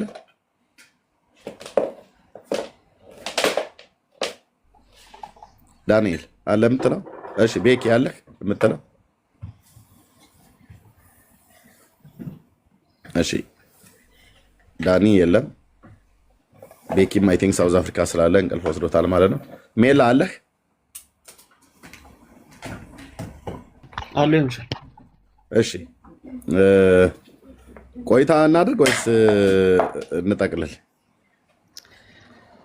ብንጠቀልል ለእኔ ጥሩ ነው። መተኛት አለብህ አይደል? ነገ እሑድ ስለሆነ። እሺ የመጨረሻ ሀሳቤን ላስቀምጥ መሰለኝ። ኦኬ። በደንብ በተለይም ቅድም እኔ ረጅም ሰዓት ቁጭ ብዬ ስሰማ ነበር፣ ኮሜንት ላይ ሀሳቤን ሳስቀምጥ ነበር። ያው ሚውት ቢያደርጉኝም የተነሱ በጣም የስህተት ትምህርቶች አሉት። አሁን እዛ የነበራችሁ ሰዎች ምናልባት እሱ ሲናገር የክርስትና ትምህርት መስሏችሁ አሜን ስትሉ የነበራችሁ ወንድምናቶች እያየሁ ነበርና እዚሁ የምናውቃችሁ ማለት ነው። እኛም እዚህ ስንናገር አሜን የምትሉ እዛም ደግሞ አሜን ስትሉ የነበራችሁ ሰዎች አይቻለሁ። ምናልባት ሳታውቁ ሊሆን ይችላል ብዬ ለያዘው የተናገረበትን አውድ እና የትምህርቱ አደገኝነትን በደንብ ሳትረዱት ነው ብዬ ለያዘውና እንዴት አደገኛ እንደሆነ አንዳንድ ፖይንቶችን ላስቀምጥ። የመጀመሪያው ነገር ልጅነት የሚለው ማለት ነው። የኢየሱስ ልጅነትና የኛ ልጅነት አንድ አይነት ነው የሚለው ነገር በጣም ስህተት ነው። እንግዲህ እኛ የምንዋጋው ከሐሰት ትምህርት ጋር ነው እንጂ እኛ የምንዋጋው የሆነ ኦርቶዶክስ ከሚባል ተቋም ጋር አይደለም። ለምን አተውትም ይሄን ነገር ብላችሁ የምታስቡ ሰዎች ስላላችሁ ማለት ነው። እኛ የምንዋጋው ከሐሰት ትምህርት ጋር ነው። ስለዚህ ከሐሰት ትምህርት ጋር የምንዋጋ ከሆነ ይሄ ሐሰት ትምህርት ከየትኛውም ቦታ ከመጣ እንዋጋለን ማለት ነው። ምክንያቱም የሐሰት ትምህርት ከዘላለም ሕይወት ስለሚያጎድል የዘላለም ሕይወትን ስለማይሰጥ፣ ስለዚህ የሐሰት ትምህርት ከኦርቶዶክስ ከመጣ እንዋጋለን በትምህርት ደግሞም እኛን መስለው ከኛ ጋር ያሉ የሚመስሉ ግን በትምህርታቸው ከኛ በጣም የራቁ ሰዎች ደግሞ ካሉ ከነሱም ጋር እንዋጋለን ማለት ነው። ምንም ጥያቄ የለውም። ቅድሚያ የምንሰጠው ለክርስቶስ ትምህርት ነው፣ ለሐዋርያቶቹ ትምህርት ነው። ከዛ ውጪ ምንም ፐርሰናል ነገር ስላለን አይደለም ከኦርቶዶክሱ ጋር በየጊዜው ገብተን የምናወራው። ስለዚህ በዛው ልክ የስህተት ትምህርት የሚያስተምር ወንድምም እህትም የሚባሉ ካሉ ሐሰተኛ ወንድሞች ሐሰተኞች እህቶች ናቸው የሚሆኑት ማለት ነው። ይህን ስናገር እንግዲህ እህታችን ኮኪን እስከማውቃት ድረስ በጌታ እህታችን እንደሆነች ነበር የማውቀው። ዛሬ ግን የተናገረችው ነገር በጣም ስህተት ነው። ቃል በቃል ነው የጠየኳት። የነበራችሁ ሰዎች ሰምታችኋል። ኢየሱስ የእግዚአብሔር ልጅ ነው ብሎ ማመን ለዘላለም ሕይወት አንድ መስፈርት ነው እየስጠይቃት አይደለም ብለኛለች። ይሄ በጣም ክደት ነው፣ ኑፋቄ ነው። ኢየሱስ የእግዚአብሔር ልጅ ነው ብሎ ማመን ለዘላለም ሕይወት አንድ መስፈርት ሊሆን ይችላል ወይ እየስጠይቃት አይሆንም ነው ያለች። ምክንያቱስ የኢየሱስ ልጅነትና የእሷ ልጅነት አንድ አይነት ስለሆነ ማለት ነው። ምክንያቱም በኋላ የሚመጣውን ጥያቄ ስለማትመልሰው ይለያል ከተባለ ወይም ደግሞ መስፈርት ነው የኢየሱስ ክርስቶስ የእግዚአብሔር ልጅ ነው ማለት ለዘላለም ሕይወት አንድ መስፈርት ነው ብላ ከተቀበለች የእሷ የእግዚአብሔር ልጅነት ከኢየሱስ ጋር አንድ ነው ያለችው ይፈርሳል ማለት ነው። ለምን ካላችሁኝ የኢየሱስ ልጅነትና የእኔ ልጅነት አንድ ነው ብሎ የሚያምን ሰው ካለ እንዴ እሱን አምኜ የዘላለም ሕይወት አገኛለሁ ወይ? ለምሳሌ እኔ የእግዚአብሔር ልጅ ነኝ ብዬ አምናለሁ። እንዲህ ብዬ በማመኔ ለምሳሌ አንድ ሰው መጥቶ ሜሎስ አንተ እኮ የእግዚአብሔር ልጅ ነህ ብሎ ቢያምን የዘላለም ሕይወት ያገኛል ወይ? አያገኝም፣ አያገኝም። ኢየሱስ ክርስቶስ ጋር ስንመጣስ ያገኛል እንዴ? ዮሐንስ በወንጌሉ የነገረን ነገር ምንድን ነው ከተባለ በተለይ ዮሐንስ ወንጌል ምዕራፍ 20 ላይ መጽሐፉን የጻፈበትን ዋነኛ ዓላማ ሲነግረን ኢየሱስ እርሱ ክርስቶስ የእግዚአብሔር ልጅ እንደሆነ ታምኑ ዘንድ አምናችሁም በስሙ ሕይወት ይሆንላችሁ ዘንድ ይህ ተጽፏል ነው የሚለው። ስለዚህ ኢየሱስ የእግዚአብሔር ልጅ ነው ብሎ ማመን አንዱ መስፈርት ነው ለዘላለም ሕይወት፣ ምንም ጥያቄ የለው። እዚህ ጋር ሁለት ነገሮች ተነስተዋል። አንደኛ ኢየሱስ ክርስቶስ ነው ብሎ ማመን፣ መሲሁ ነው ብሎ ማመን፣ የተቀባው እሱ ነው ብሎ ማመን፣ ሊቀ ክህነቱን መቀበል፣ ከመቀባቱ ጋር የተገናኙ አገልግሎቶቹን መቀበል ግዴታ ነው። ሁለተኛ የእግዚአብሔር ልጅ መሆኑን ማመን ግዴታ ነው። ስለዚህ የእግዚአብሔር ልጅ ነው ኢየሱስ ስንል የሁለት ነገር ቢያንስ የሁለት ነገር መሰረት ነው። አንደኛው ለጥምቀታችን መሰረት ነው አይደል? በአብ በወልድ በመንፈስ ቅዱስ ስም አጥምቁ ነው የተባለው። በልጅ ስም ምን ማለት ነው? ኢየሱስ የእግዚአብሔር ልጅ ነው። እኔም የእግዚአብሔር ልጅ ነኝና በአብ በሜሎስ እና በመንፈስ ቅዱስ ስም ታጥምቃለህ? እንዴ አታጥምቅም። አየህ፣ ልጅነቱ ከኔ ልጅነት የተለየ ነው። ለጥምቀት መሰረቱ ነው ተቀምጧል። ሁለተኛ ልጅነቱ የምን መሰረት ነው ከተባለ የቤተ ክርስቲያን መሰረት ነው። የማቴዎስ ወንጌል ምዕራፍ 16 ላይ አንተ የያው የእግዚአብሔር ልጅ ነህ ብሎ ነው የተናገረው። ስለዚህ እንደዚህ ብሎ ስለተናገረ ጴጥሮስ ምን አለው? በዚህች ዓለት ላይ ቤተክርስቲያን ይመሰርታለሁ አለው።